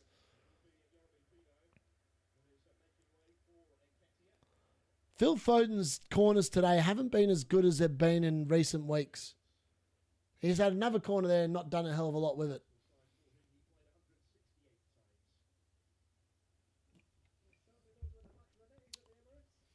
How many DC does Reinders have right now? I'm not 100% sure, to be honest. I've not checked any DC points at all. Have Crystal Palace looked like nicking a goal? They did in the first half. The second half, they have not even been remotely close. Reinders yellow not getting any better. Oh, no. If City lose today, the title race will somehow be more boring than last season. I mean, it was boring last season, but yeah, it's on track to be even more boring this season. I'm starting to feel like Gabriel's a serious captaincy option. Maybe it's time to bite the bullet and get him. Yeah, I'm not going to lie. I've got 4 transfers. I might bring 2 Arsenal defenders in this week. I'm going Foden to Rice and Zaka to Mbumo. Don't mind them. Foden will be going to Rice probably for me as well, FYI. Wait, Reinders playing centre defensive midfielder. He's playing there and... Oh! Wow. How's that not gone in? Torres somehow with a clearance on the line. Who was that with the shot? Bernardo Silva with the ball in. Oh. Wow, I think it was Savinho. Savinho with a double up. First shot, and then it hits his own shot back. And then it's somehow put over the bar. Far out. That was almost 1-1 again. That game's been very entertaining. 3 subs coming on for City. I wonder who they're going to be for. Rotating between the back 3 and 4, but yeah, 5 might be the best. Yeah, this guy's literally been rotating 4 and 5 defenders every week, other than the last couple of weeks when he's had like some bad fixtures for his defenders. Everton 11, Pickford, O'Brien, Tarkowski, Keane, Mikalenko, Gahey, Garner, Ndai, Dewsbury, Hall, Grealish and Beto. Grealish back in the lineup here, and it's number 5 for 33. for City. So it's John Stones off. Wow, I don't know what Palace are doing there, but that did not work. So John Stones is off for Man City and Oscar Bob is off for Manchester City. Trossard's pushing into the box. Ball in. Yokros can't get near it yet again. And it's Bernardo Silva off as well. So Doku, Gonzalez and O'Reilly are all on for Manchester City, who have made a triple sub right on the hour mark. Tottenham 11, Vicario, Porro, Danzo, Van de Ven, Spence, Palhinha, Bentancur, Simmons, Kudos, Johnson and Koala Bear. Koala Bear with his first start for Spurs. Low-key want my Arsenal defenders to be subbed off now. Yeah, I feel like the longer the game goes on, the more they'll probably shut up shop for the 1-0. And that's when I think Palace might have a little bit of luck. Hopefully finding a goal. Aston Villa, ooh, pushing here again. And Man City put it out for a corner. Very good defending there from, I think, Ruben Diaz with a desperate header there to ensure that didn't turn into anything else. Yeah, the Koala Bear. Dude's got to get a goal. Triple captain Haaland versus Leeds or Sunderland or West Ham. All our home fixtures. I would be going for West Ham at the moment. West Ham look like a rudderless ship. If there was a team I would be promoting to get a triple captain against, it would be West Ham at this moment in time. I would actually be looking at potentially a Brian and Bumo versus West Ham at home. But I think he might be at AFCON by the time Man United play West Ham. I'm not sure if it's just before AFCON or if it's just after AFCON starts. They play him around that 14 to 16 mark, I think, from memory. But the way that Mbumo's been looking the last couple of weeks and the way Man United are playing, he looks like a very good option. I kind of wish I'd picked him as captain instead of Bruno. I would have gone to bed very happy last night, even though he was the only bloke that did anything.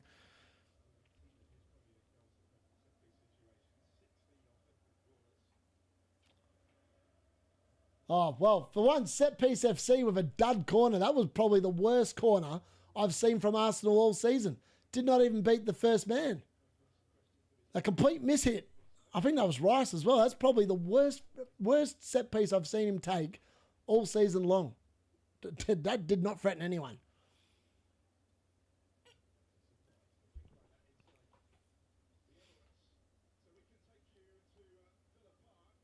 Yeah. I really want Man City to... it sounds stupid because I don't really like them being a Man United fan, but I kind of want them to win because I don't want... The Premier League was so boring last season because the title was pretty much done by February. And we need someone else to actually be challenging. And Chelsea don't look capable. Liverpool don't look at the races. And Arsenal keep on winning. And this is what happened at the start of last season. Liverpool just kept on winning and then the race was over. There was no race. It was just a slow procession to the title. Just realised I completely forgot to do the timer as well. No one even bothered to remind me. It's all right. I might be able to fix that. Let's whack that on. I'm going to quickly see if I can adjust that. All right, there's been 20 minutes in the second half. Let's adjust that. We'll add 20 minutes. There we go. Bang. There we go. That was a bit more accurate. I need to update my scores as well, I think. Arteta, I said, sub my defenders, not Saka. Oh my God, this guy. Well, there we go. There's the Saka blank. And all those fools last week that sold Bruno Fernandes for Bukayo Saka, how they must look foolish now. Bruno obviously outscored him last week. Bruno outscores him again this week. Thank you very much for coming. That is why Saka is not worth 10 million, folks. He is going to consistently get earlier subs, I think, this season. And yeah, Saka is off for Martinelli. Martinelli is on. Semenyo doesn't look like he's going to score. That's disappointing. Gabriel on for 2 bonus, not doing anything again. Seriously, he's probably the best captain after Haaland. Yeah, he's just a good defender to own. He might actually be worth the 6.4. As much as I don't like paying up over 6 million for a defender, I might actually have to make an exception. Because Arsenal, if they just keep on keeping clean sheets, It's just points going to waste, not going for him, really. That's what it comes down to at the end of the day.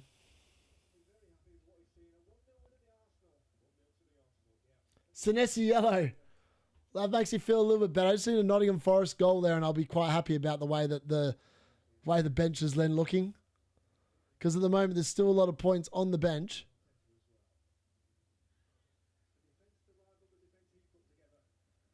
What a crock.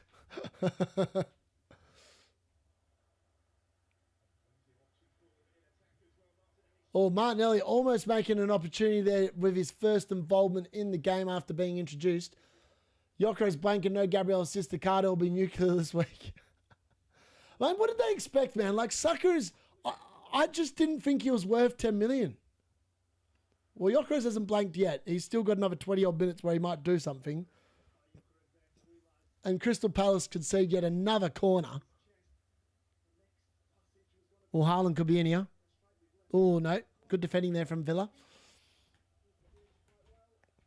Haaland's movement, though, when you watch him, like if you're watching the game and you want to see how a good centre forward moves, watch Haaland because he's very good at peeling off defenders, which is why he's such a good goal scorer because he gets that yard of pace or that extra yard of grass where he's like free.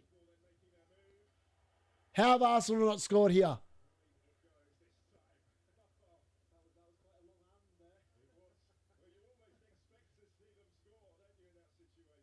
I think Palace are complaining that Gabriel's tried to handball it and asking for a yellow card. Let's see if they're correct. Oh, Gabriel's almost knocked himself out in the post. He's literally almost knocked himself out. Oh, he's literally gone slam into the post. Darius, who would you build around? Haaland, Kane, or Mbappe? Haaland. Haaland all day long. He would definitely be the one I would build around. He's just a goal-scoring machine. All you need to do... Well, he's a bit like Ruud van Nistelrooy back in the day. Like Ruud van Nistelrooy, you just needed to feed him and he would always score. Oh, Wolves have just hit the post. It's either the post or the crossbar or a combination. He's literally hit the upright, the frame of the upright where the post connects with the bar. That would have been some free kick. I mean, Dubravka with absolutely no hope of getting any hand on that. That was just a great ball. Munoz through here. Munoz ball in. Oh, I thought Palace... David Raya just claims that. I thought the Palace bloke was going to get it. And that's a route one pass from Raya up to Yokeres, and Yokeres again loses the ball. At least he forces Palace to put it out for a throw-in, I suppose. 17 points on my bench now. I feel like the Haaland is the best striker. Yeah, exactly. You just need to feed him, and he does the best. Yeah, he hit his post on the post. He did. Oh, Villa almost again. Far out. How have they not taken a 2-0 lead in that game? Is beyond me. We've almost had a goal in about every game in this second half, but not quite. Not quite yet, folks. Been a quiet second half, to be fair. I mean, that was a really good run from Jadon Sancho. I don't know how he's managed to keep hold of the ball there. He's gone inside, gone around Mateus Nunes, somehow got the shot off, gets another shot off, and forces Donnarumma into a double save. Calafiori with a shot, blocked. Set piece FC, man. They're just so efficient. They're so efficient at it.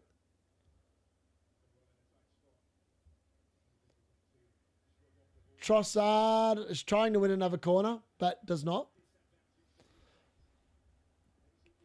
Whereas Kane is the most complete and versatile. Yeah, Kane's one of them ones where you just need other players around him, and he'll bring them all into the game. That's why Son was such a good asset, because Kane was just an incredible footballer. Not only can he score a lot of goals, but he also brings others in. He's actually making Nicholas Jackson look like a really good player as well for Bayern Munich this season. But the only thing I would say about Kane is Kane's now 31, 32 this season. You don't want to be building a team around a bloke that's 32. Oh, Nketiah really made a meal of that. He had more time. He could have taken a touch and probably had a shot. That's been the story of the day for Palace. They've got into decent positions, and then their last ball, their last decision, has just been poor. And they've overlooked the pass, or they haven't played the correct pass, or they've overcooked it. It just hasn't quite come in for them. Not to say it won't, but they're into the last 18 minutes. Phil Foden with a lovely ball into Haaland, but Haaland has headed it straight at Martinez. Yeah, bro, I just wish I'd gone in Bumo captain. I'd actually toyed going in Bumo captain this week as well. I just thought that Bruno's 300th. How Bruno did not come away with an attacking return yesterday as well. The dude had 0. Hold on. I don't want to tell fibs.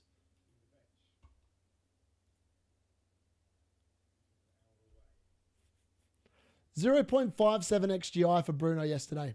How he didn't return, he had 0.38 expected goals, 0.19 expected assists.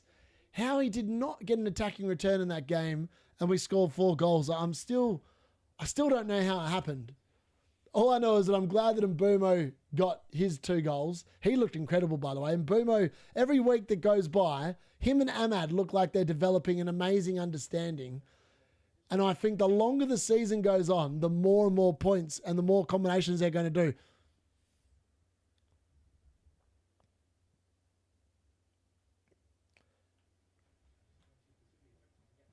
That Jadon Sancho chance, man. He's got really good... This is a problem with Sancho. He's got no speed. He's a real baller. He's really good with the ball at his feet, but he just doesn't move very quickly. That's his main problem. Sub-Timber than Palace score would be epic. Low-key as a United fan, I would take a Haaland blank for a City loss. Lacroix Defcons. I mean, most people who've got Lacroix have probably benched him this week, which is unfortunate for them. They should give that Rice assist to Bruno F. They should. They should. They should. Surely Jokeres is going to get subbed soon. They'll put Marino on. Gabriel on 3 bonus now over Rice and Eze. That's ridiculous, isn't it? Like, I don't really understand how that works because it's not like Arsenal have actually done that much defending. It's just because it's 1-0. Just need a Palace goal to sort that out, really. That'll kill his bonus.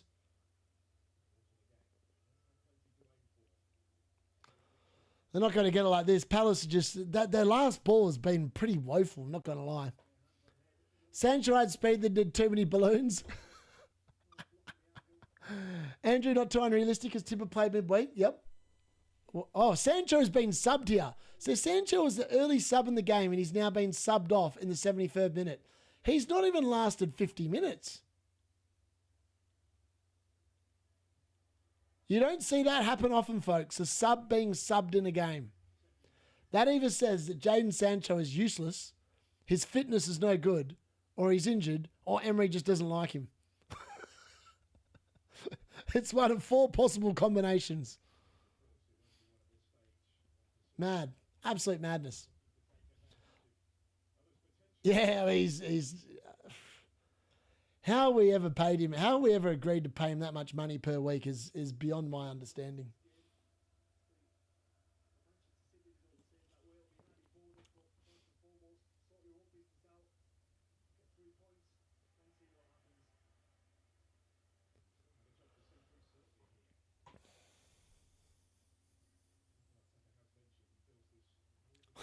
Cartel was been paying FPL for Gabriel. Oh, Villa are in. Oh, Donnarumma, nice, smart goalkeeping there. Comes out and just takes it off Watkins, who was almost racing in today. Every Saturday, amazing Johnny. And then I think the boys are back on Wednesday as well, 6 p.m. I think it's Trig, Gary, Lynn, and someone else this Wednesday. I'm not sure who the other person is. I think Gary's still in the chat, so he'll be able to let you know. But, yeah, I can't remember who the 4th person is. Oh, well. Okay, offside. Come on, Palace. Where's this goal? Where's this 1-1 result I predicted?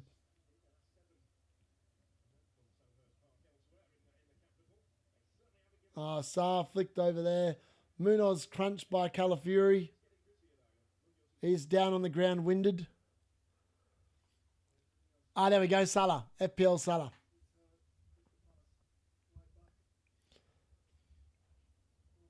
Reinders is now off for Manchester City. He's been replaced by Cherky in the 75th minute. So any Reinders points that you're hoping for, like me, I put him firmly on the bench and it looks like that was a good spot to put him. Because I think he's going to get a one-pointer from my knowledge. I'm going to double check that.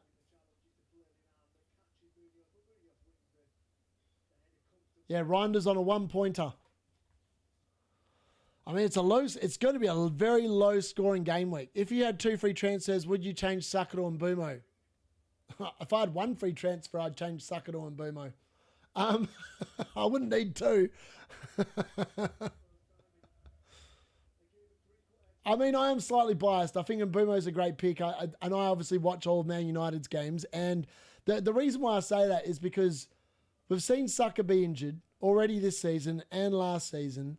I think Arteta is now very much firmly of the opinion that he can't play him 90 minutes every single week. So I think earlier subs, like we're seeing again today, are definitely going to be a thing that's going to continuously happen. And I just don't think that that is worth the money if he's going to keep getting early subs. Like 10 million for a bloke that lasts between 60 and 70 minutes doesn't feel like a good investment. Is 40 points at the moment a green arrow? Yeah, I'd say it's a green arrow. Yeah.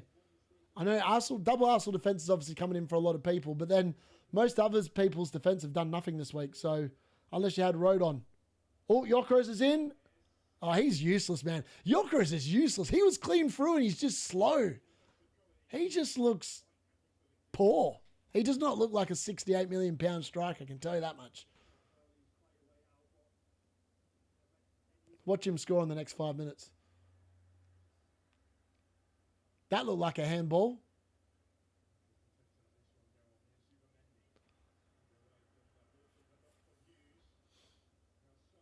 Oh, Nketiah. Nketiah into the box. Mateta. Ooh. It's a corner. A corner for Crystal Palace. Oh. I mean, the ball just wasn't quite there for Mateta to do anything else other than just try and put her foot at it, and Gabriel got his ass in the way. Gabriel's going to be close to 10 DC points, I would have thought. I feel lucky to have double figures at this point. Horrible game week for me. No, he's no longer pulling the sleigh. He's about to be kicked off the sleigh. And Bumo's taken over. He's riding the sleigh for me. Even with Semenyo Bank, I'm on for 62 points. A bench boost, that's not good. I mean, I think 62 points this week is actually a very good score. Another game where Arsenal defenders look better than their attackers. Yep, a week like this, DCs help a lot. They do. I would have been on a big green if Saliba didn't get subbed. If I had started Eze and captain and Boomer, though. I bought in Cunha twice and got 2 points in total. Moved him on when he got benched. Enough said. How many DC Gabby at? He's got to be close to 10, surely.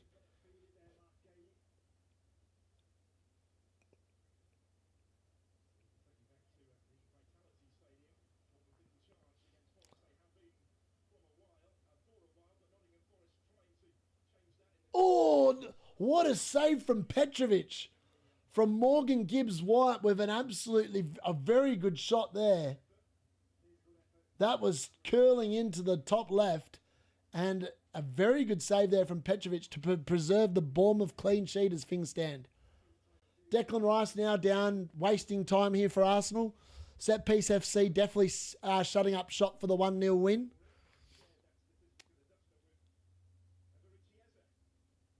Seven. Okay. You might get it, because Palace are going to keep on chucking balls into the box here.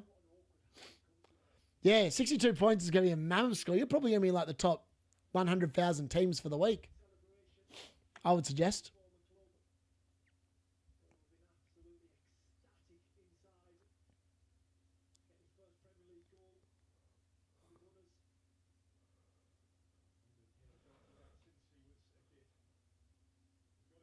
Oof. Doc with a really good ball into the box there. But well defended by Nana, I think it was. Phil Foden's been booked as well, so that's going to signal his exit from the D-Unit's team. Down to a 1 pointer now.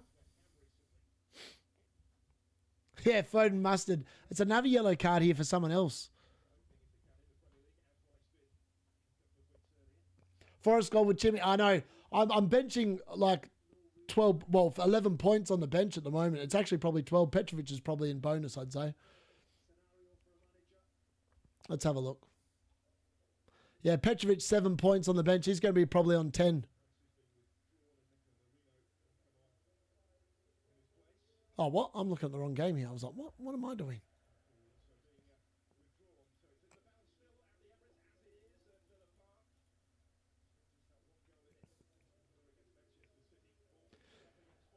Trafford's got the DC points here. He's on 11.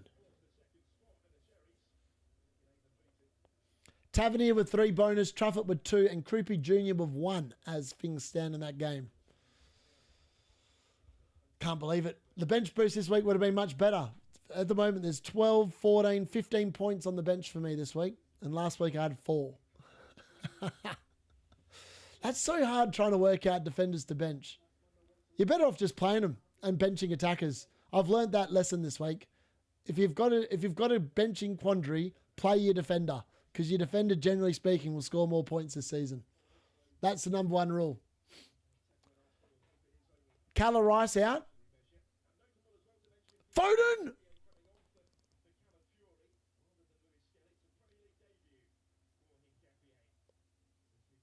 No.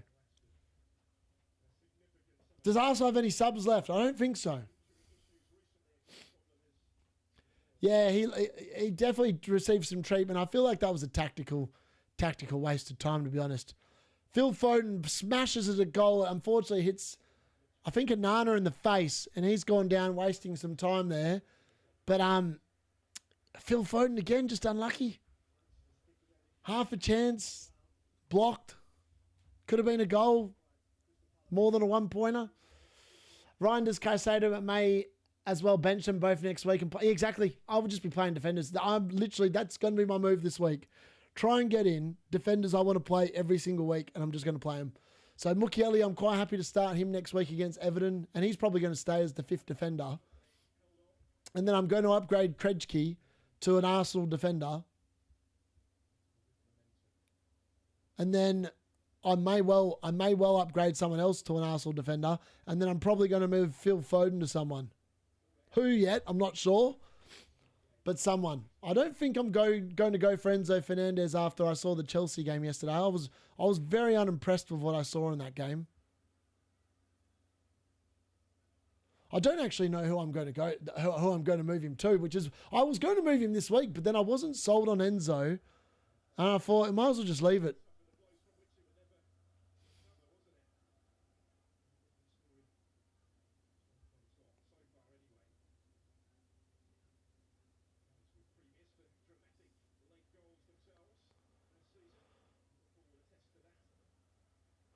Sada Munoz ball in. Cleared away by someone. I don't think it was a Gabriel clearance. All right, Marlon is coming on here along with someone. Emery is having a whinge at someone. Pointing his finger down at the floor at someone. I'm probably just going to be boring and bringing Gabriel, to be honest. Because the dude he just consistently gets points. I don't think I can safely say that he's worth taking on, because every time Arsenal keep a clean sheet, he seems to be even getting bonus, DC, or some sort of attacking return at the moment. His attacking returns are non-sustainable, and I don't think they're going to be as good as people rave about. But his DC numbers this year, I mean, it's 2 points that you could just sit there and almost bank every week. Plus, they just keep clean sheets every single week, it feels like. That record of Chelsea's, where they only conceded 15 goals in a season, could really be under threat based on what I've seen from Arsenal this season. They've been super consistent, like defensively. Attackingly wise, I'm still not sold on them, but they just find a way of scoring every week, somehow. Normally off a corner or a free kick, which is exactly what we saw again today.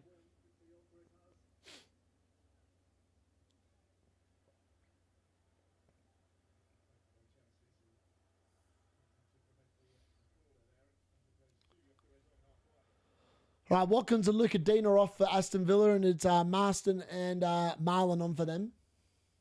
They also look like just making a couple of changes to freshen up the legs to see that game out 1-0. We've had no goals in the second half. Can you believe it? We had 8 goals in the first half, and we've had none. None in the second half so far. That doesn't happen.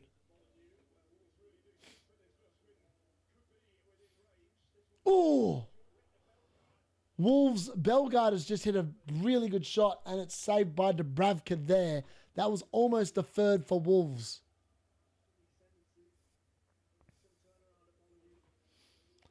Senesi on 4.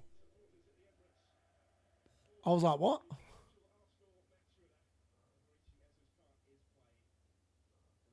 Yep, Eze's off for Lewis Skelly now. I think that must be the last of Arsenal subs. I don't think they've got any left to make, surely.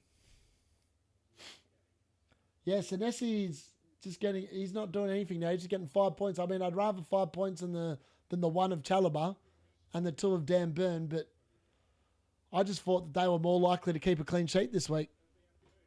But Nottingham Forest again, showing that maybe that form might be set in. I'll be interested to see if Sean Dyche can actually turn them around.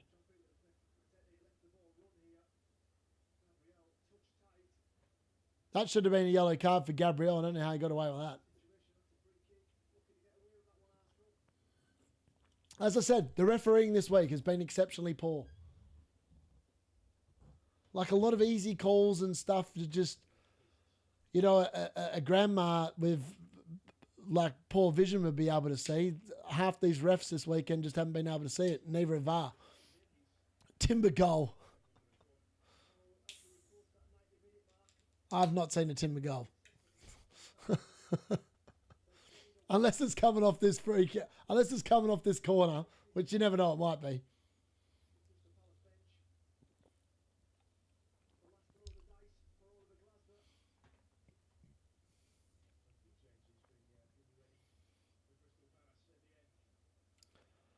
And Arsenal taking about 30 seconds to take this corner as well. I was going to say, I was like, I don't know. I was like, the corner's taking a long time to come in. Plus, I don't think Trossard's deliveries are anywhere near as good as Rice's. I could be wrong. He might just put one on a dime here. But I just really doubt it. And, yeah, that's a woeful corner. In fact, Timber plays it back to Gabriel. To Zubamendi. And another corner. Fine, how many corners do Arsenal get in a game, man? It just feels like they're always taking corners.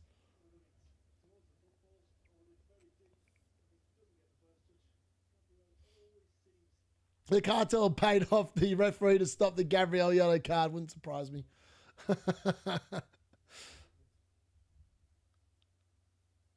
Oh, Haaland scored. No, it's offside. Haaland has scored, but it's offside, I think.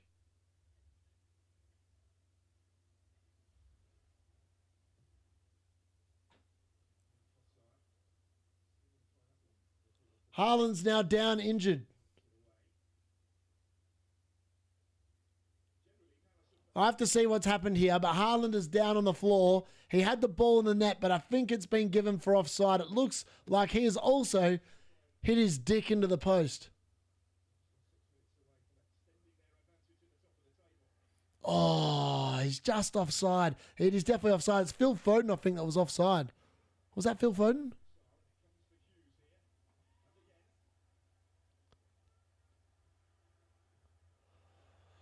Wow, Lacroix's shot. That is, that's pretty good. That's a pretty poor shot. I just realised I actually haven't been watching live. I've been about a minute behind.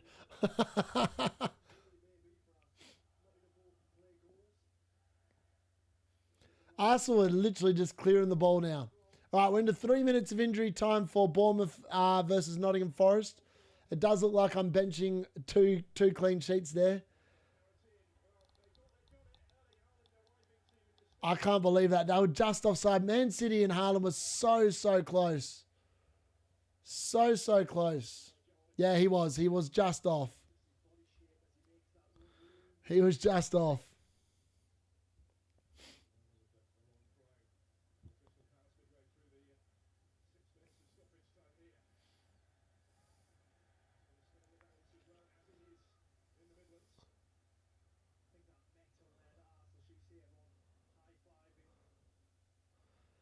Gabriel, man, he is a beast. He'd be close to 10 DC now, I'd say. He must be closing in. I swear he's just got another one then.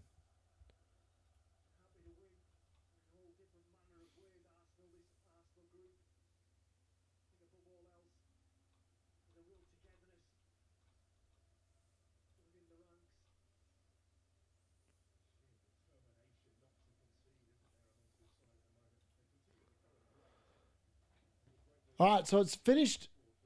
Oh, no, it's not. Oh, no. 6 minutes of injury time in the Aston Villa Man City game. The Bournemouth Nottingham Forest game must almost be over now.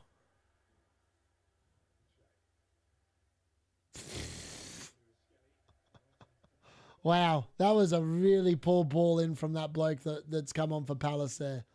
Whoever that bloke is, that was a woeful ball into the box. Absolutely woeful. How old is Bruno? Bruno's 32, I'm pretty sure, Beanie.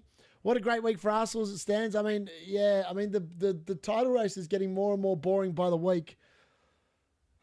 It's about on par with Arsenal's gameplay, to be honest with you. It's pretty boring to watch, but it's effective. Bruno captain and bomb points really saved my week. I mean, yeah, at the moment, it looks like Bruno captain is going to come in over the Haaland captainers by a big total of 2 extra points, but we'll take it. I'm due getting a better captain than the majority. I've gone with Gabriel, Timber, and Calafiori on my free hit. Don't mind it.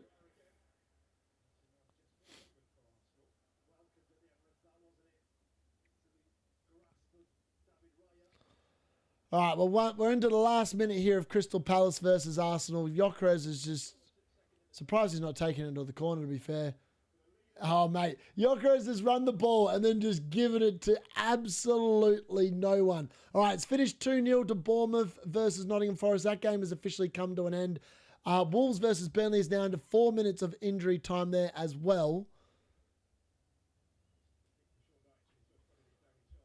If United starts getting into the title race, I might need to go against Arsenal defence. I know. Mad.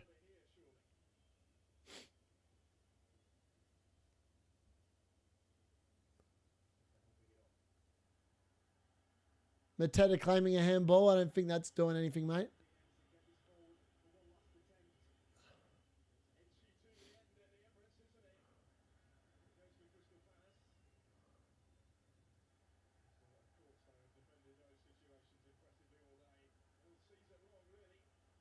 How has this game not ended yet? Henderson's just pumping balls forward here.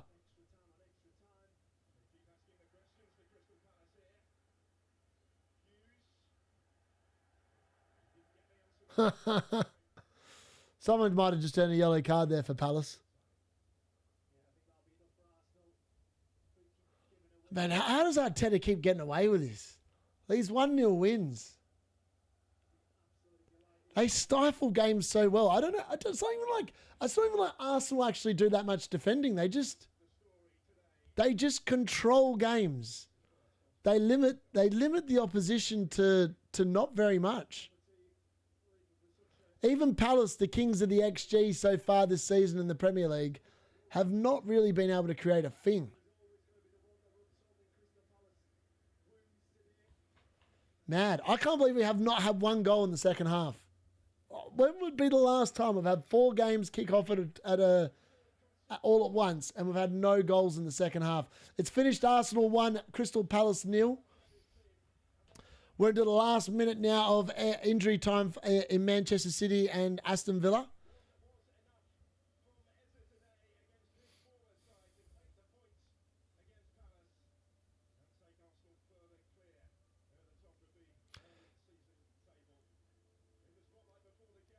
Oh. That might be it. Martinez is holding the ball. He's lying on the ground. Oh, there's a goal. There's a goal in the Wolves Burnley game. There's a goal. There's a late minute goal. There's a winner. There's a winner in the Wolves versus Burnley game. We're there, and it looks like it's a Burnley goal. And it's Jaden Anthony? No? Who is that?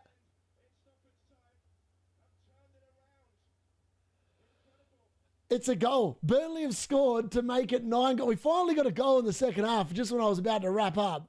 It is 3-2 Burnley, and that probably signifies the end of Wolves in the Premier League. They are going down. I know we're only 9 game weeks in, but they're gone. They're done. He's just stayed on side. He's timed the run perfectly, and it's a great finish. I mean, the goalkeeping, again, I'm not going to lie, the Wolves goalkeeper today has had a bit of a mare. He's been pretty damn poor. That is just poor. It's a Hannibal Medri assist and a goal for someone that I don't recognise. Aston Villa, Man City has finished 1-0 to Aston Villa. Aston Villa keep a clean sheet there. Not many people will be playing Aston Villa assets this week either, I don't think. Matty Cash with the winner. Matty Cash with a 15-pointer. Unbelievable scenes there if you own him and you played him. Oh, it's a Foster goal. Thank you very much for whoever that was. I didn't realise that was what Foster looked like. Gabriel getting 3 bonus. If you had neither, who would you transfer in? Bruno and Bumo. I would go in Bumo. Sharp. City game is over. Yep, at least one game has had goals. Exactly. Semenyo outscores Haaland. Hard to believe. Bruno outscored Haaland. Hard to believe. And everyone said I was an idiot. They gave Pereira a new contract about 5 games ago. He's done.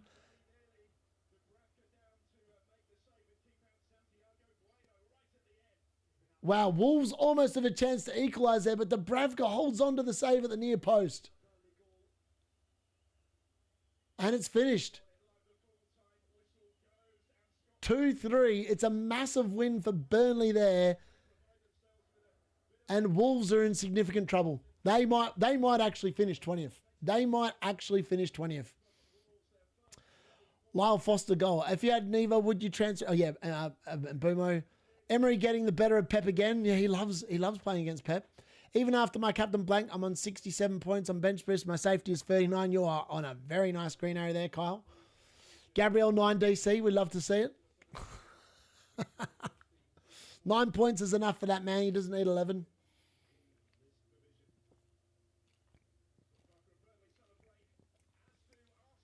Now, my defence has killed me this week. If it wasn't for Mbumo and the fact I captained someone that actually got some sort of return,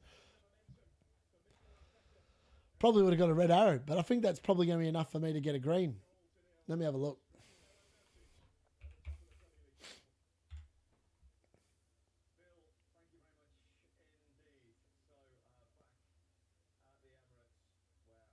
Actually, where's my phone at? It's going to be quicker. I was like, it's much quicker. The live FPL app works perfectly fine, whereas the website really struggles. But the app, because there's no one on it except the people that are testing it, works out really well. So I am going to get a green arrow. Provided not too much damage happens in the next game, I'm going to be inside the top 5 mil. So that's pretty good. Started at 5.4 and hopefully going to finish inside the top 5. So considering I'm only getting 46 points this week, that's not too bad. I mean, Brian and Boomo did the heavy lifting this week. Let's be honest. And there I was complaining about Jared Bowen on Friday night. Well, at least he did something. That's annoying. I mean, if I hadn't benched Petrovic and Senesi, I would have been on, and I benched, I was never going to bench Pope though, because I thought at home they'd keep a clean sheet. But Pope, if I'd somehow been able to read that, I would have done really well. And I would have ended up with a really good green arrow with Pope and Burn off, and then Petrovic and Senesi on. But you can't read into that. It's just one of them things.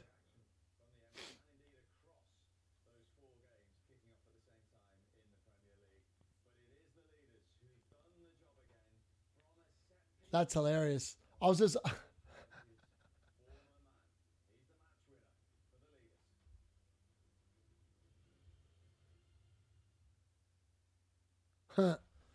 I still can't believe that.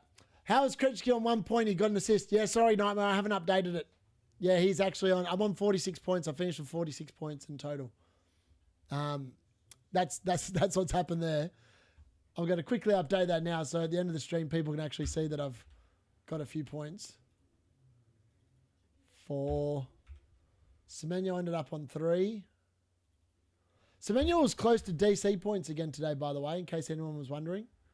Harlem of the blank that I predicted was going to happen at some point, and it did. Alas, sadly, Senesi 5 points on the bench and Petrovic on 7. Frustrating, but it is what it is. And that is going to take me up to 46. Take that. I mean, all things considered, I was scared that today was going to be a really bad day because I had my captain play and he didn't do a hell of a lot. And I knew that a lot of people had like assets that were going to be keeping clean sheets today. And the fact that somehow I'm still in a green arrow is literally down to one Brian Mbeumo. Let's be honest, there's no beating the bush about that. If it wasn't for him, it would look a lot worse. It would be looking a lot worse than what it currently looks like. But sometimes that's what you need. I probably just need to be a little bit more clever. Fix up the Arsenal clean sheets this week, and then I'll be sweet. So that's it. I'm all done. My team is completely done for the weekend. This week, obviously, the week after I played bench boost for 4 points, I end up with 12, 13, 14, 15 points on my bench this week. That was inevitable. That was very much inevitable. It's just unfortunately, sometimes it goes your way, sometimes it doesn't with those chips. And inevitably, when it's not your year, generally when you play those chips, it doesn't come in. But we are on the improve. We are climbing. It's a slow climb. But every week, we're getting 1 million places higher. So hopefully next week can be similar. And looking at next week, the team, obviously with 4 free transfers now, I'm going to sell Foden. I might even sell Foden tonight, to be honest. I'm just having a look now what I might do with my team. So Krejci's going to be leaving.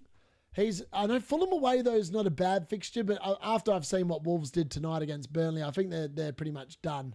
So I think he needs to go. So, yeah, he's going to leave. Mukiele at home to Everton's fine. Burn and Pope away to West Ham looks good. Chalobah and Tottenham doesn't look good, and Senesi obviously doesn't look good. So, but I'm probably going to realistically play Chalobah anyway. Then I'm going to play Semenyo against Man City and Mbeumo and Bruno away at Nottingham Forest. I'm quite happy with that. I'm probably going to get rid of Foden for someone, so there'll be someone there. Then it'll be I don't know. I probably need to make a forward transfer as well. It might actually be that I end up getting rid of. Let me see how this looks. So I'll get rid of Krejci and we'll bring in Gabriel for him because I'm not going to sit there and argue anymore that he's not a good asset. He is. I don't like the fact that I think it's boring, but it is what it is. And then that gives you a 12.9. Ideally, I would like to get Mateta. That leaves you a 5.3. If I did... SAR's 6.5 million, isn't he? Okay, that's not going to work. What I was thinking of doing there.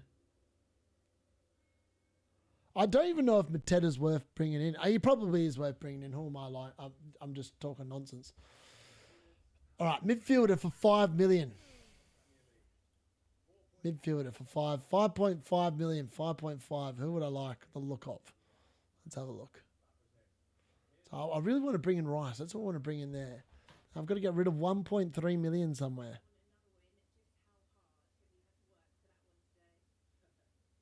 $1.3 million. I could get rid of.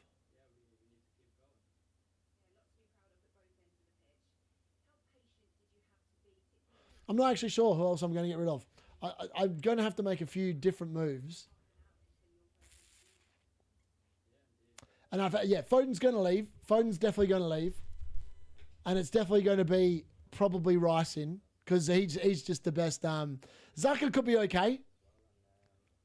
Foden, Krejci, Reinders, DCL out for me. Yeah, at the moment, I'm currently looking at my team, and at the moment, the players I've got on the chopping block are DCL to Mateta,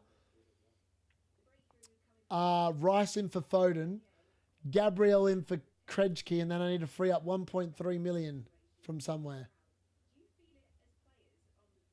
I might even take a hit, you know. Get rid of Reinders. That gives you 4.3.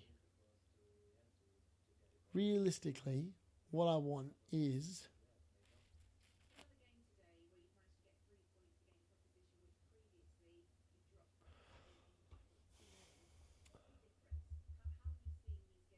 Or we could just forgo Mateta, bring in, hold on, Thiago, forwards, add him. All right, that'll work. Restore that.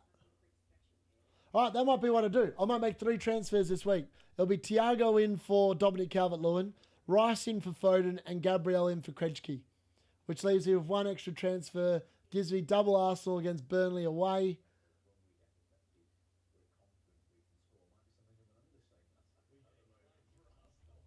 I actually don't think there's any point in getting rid of Reinders for another 5 million midfielder, because I'm not going to play him. I'm not going to play them any week. So ideally what I want to do is I want to go to a 4-4-2 every week. So I want to go Senesi, Chalobah, Burn, Gabriel, and then weeks where Mukiele looks good, play a 5-man defence, which I might do next week. And then a 4-man midfield, which will be Semenyo, Mbumo, Rice, and Bruno, which looks really good on paper. Then up front will be Haaland, and then at the moment, it's going to be Bowen or Thiago. But moving forward, after game week 11, I'm going to get rid of Bowen for someone else in game week 12 when West Ham's fixtures go down the gurgler.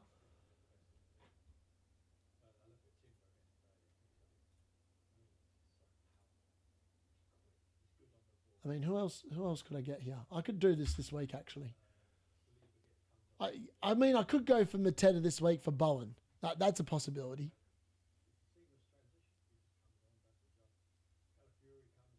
Yeah, I could bring in Walter Mata, but I'm still not convinced that Newcastle's attack is actually that good. They look much better defensively. They're a bit like Arsenal, to be honest. Like, they're much better defensively than they are going forward. I think that's probably realistically what I'm going to do. I think that's what tomorrow's video is going to be about. I'm going to think about it tonight and then wake up in the morning and decide what I'm going to do. But I think it's definitely going to be Gabriel in, which will be the boring move, but it's the most intelligent move, because I can't sit there and continue taking him on. I mean, what's he on now? So the last few weeks, he's gone, from game week 6, he's gone 13 points against Newcastle with his 1 goal. Then he's gone West Ham, he's got 9 points because he got 3 bonus, I think. Then Fulham, he gets 12 points with the assist and the 3 bonus. And he's going to get 9 points again today. A clean sheet and bonus. I think when you're that good for underlying bonus and you also have the possibility of getting DC points, it seems a bit stupid not to bring him in, to be honest. Especially when I'm sitting there and my justification for not bringing him in was spending more money in the midfield and the forward line. But if the forwards and the midfielders aren't actually doing the business, it seems a bit stupid to be spending more money there when I could just be owning a very good defender who's probably going to score more points. So, yeah, let's be honest. I think potentially that might be the move. I mean, he just keeps on soaking up the bonus, and that's the problem. Like, if the bonus was more shared and the DCs are a bit more shared, I'd probably say, he's not worth it. But over the last 4 weeks in particular, it's hard to disagree with anyone that says he is a must-have. I guarantee I'll bring him in and Burnley will score next week at home. I don't know how they'll do it, but they'll score. And I'm like going, I knew I could have taken him on another week. I really wish I had Zaka, but Caicedo and Zaka seem sideways to me. Bowen and Thiago gets you 1.7 and he's on the way better form. Yeah, could be. I know, but I don't want to have Dominic Calvert-Lewin, so I've got to move him out anyway. Put in the AI recommended transfers. Not a hope in hell of me doing that. for D-Units considering the players to be removed? I think for me it's definitely Foden, it's Krejci.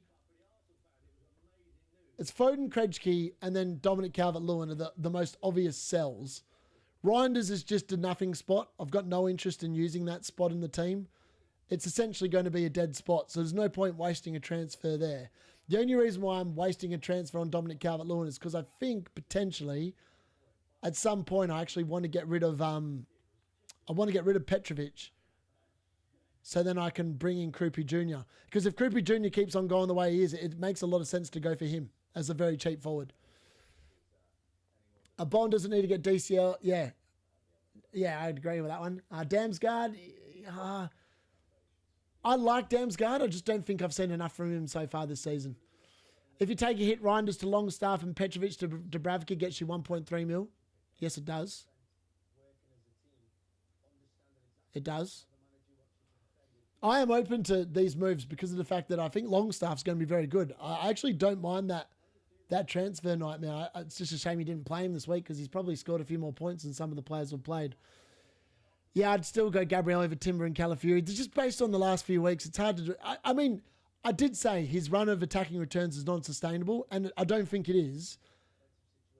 But unfortunately, he's just got more avenues to points and probably Timber and Calafiori consistently. I think that realistically they don't have very much chance of DC points, whereas Gabriel has significantly more chances of it. Is Bowen with Newcastle at home playable? Is making Reinders to Sarr and playing him instead? I would probably prefer playing Sarr instead of Reinders next week, and or Bowen. 39 points for me. All players played. It's going to be a low scoring week, so I won't worry too much about it. But yeah, Foden's going 100%. Yeah, Gabriel on 9. Yeah, I know. Yeah, it's the story of the week, isn't it? 9. Nah, Rasha pay your mind. Watch that replay back on watch the replay back. There's no way Gabriel gets his head on that. Gabriel headbutts Sarr and Sarr heads the ball in the face. It definitely wasn't a Gabriel assist. I watched it exclusively at halftime for about 10 minutes, and I finally found the screen where it's clear that it hits Sarr's head and it doesn't hit Gabriel's. So unfortunately, thankfully, it's not an assist because I don't own him, and that would have added even more salt into the wound. Hello, Hippie. How are you? Good to see you here, buddy. Lacroix got 21 DCs. I know. Imagine if they gave an extra 2 points every time they got 10 extra. What's good, dude? Thoughts on Saliba and Dorgu to Munoz and Burn? Don't mind it. -4, but otherwise I have to start a Spurs defender. Who have Spurs got next week? Oh, they've got Chelsea. I mean, that game could be anything. That game could actually be anything. I've got no read on that game. Based on what I saw from Chelsea yesterday, I don't think that... But I've watched Spurs of late, and I don't think they're any good either. I think it's going to be two teams where it's a London derby. It could be anything, that game. It could literally be anything. I'm cooked beyond repair. Greedy Gabby owners. Get your undeserved 3 bonus points and leave us non-owners alone. Exactly. Roden with 13 on my bench. That's unfortunate. I mean, a lot of people probably were praying today that Gabriel didn't even play. So they should be pretty happy, though. I mean, he did get you a 9-pointer. Not as good as Rodon's 13 points, but still pretty nice return. If Anderson was fit D-Unit, would bring him in for a hit. Anderson from Fulham. No, I don't think I would. If it hits Sarr, then it doesn't matter. Under the new assist rules, it doesn't matter. I believe. Go wild, Foden to Cunha. Nah, because then I can't upgrade the defence nightmare. I wouldn't have enough money. I mean, that only gets me... Hold on. Actually, I'm going to double check that one sec.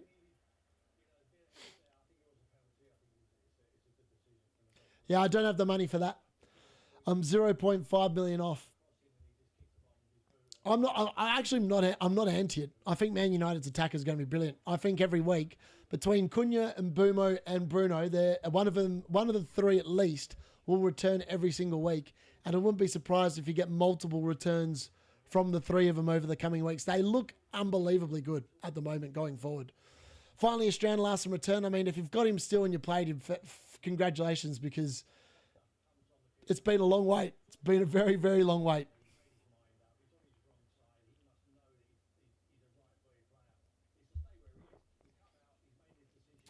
All right. Any other last comments before I wrap this up?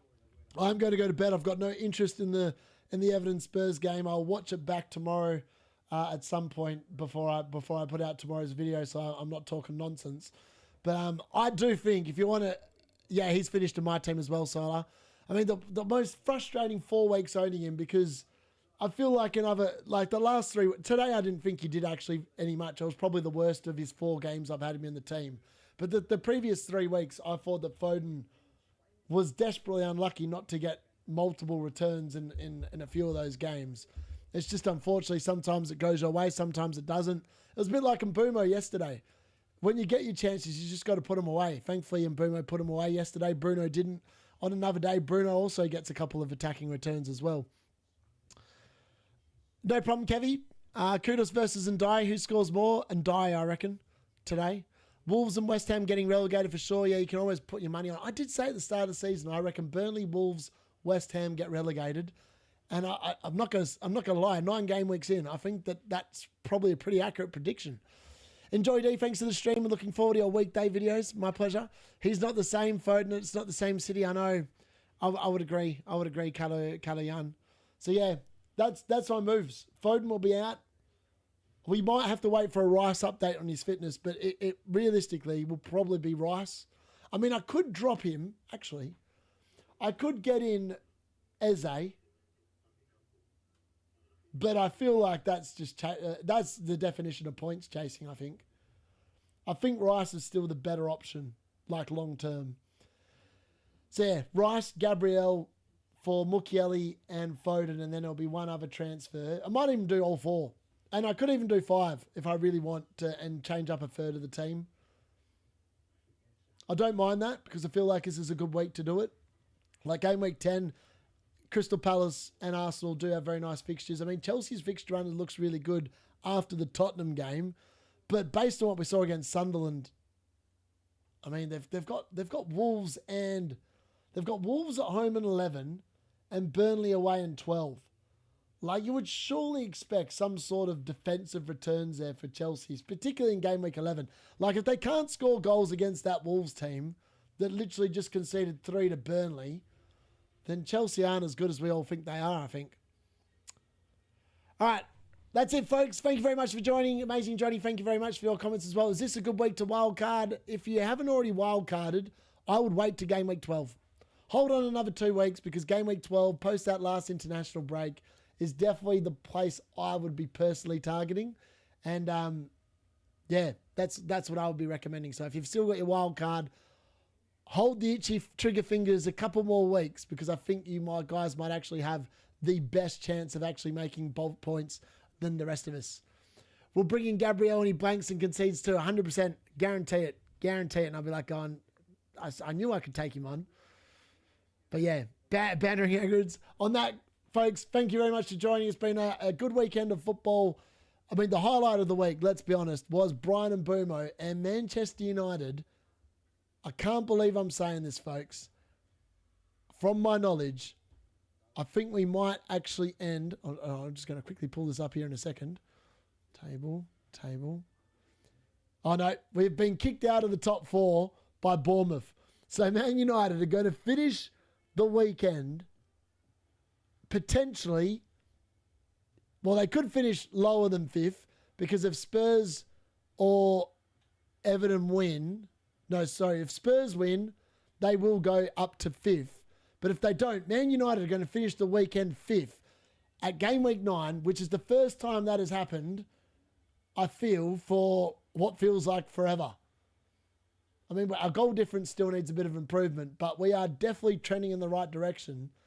And all of a sudden, having double Man United attack might actually be where the cartel, I guarantee the cartel this week are going to be peddling and Mbumo to the cows come home. You heard it here first. D-Unit's owned him for 3 weeks because I had the foresight.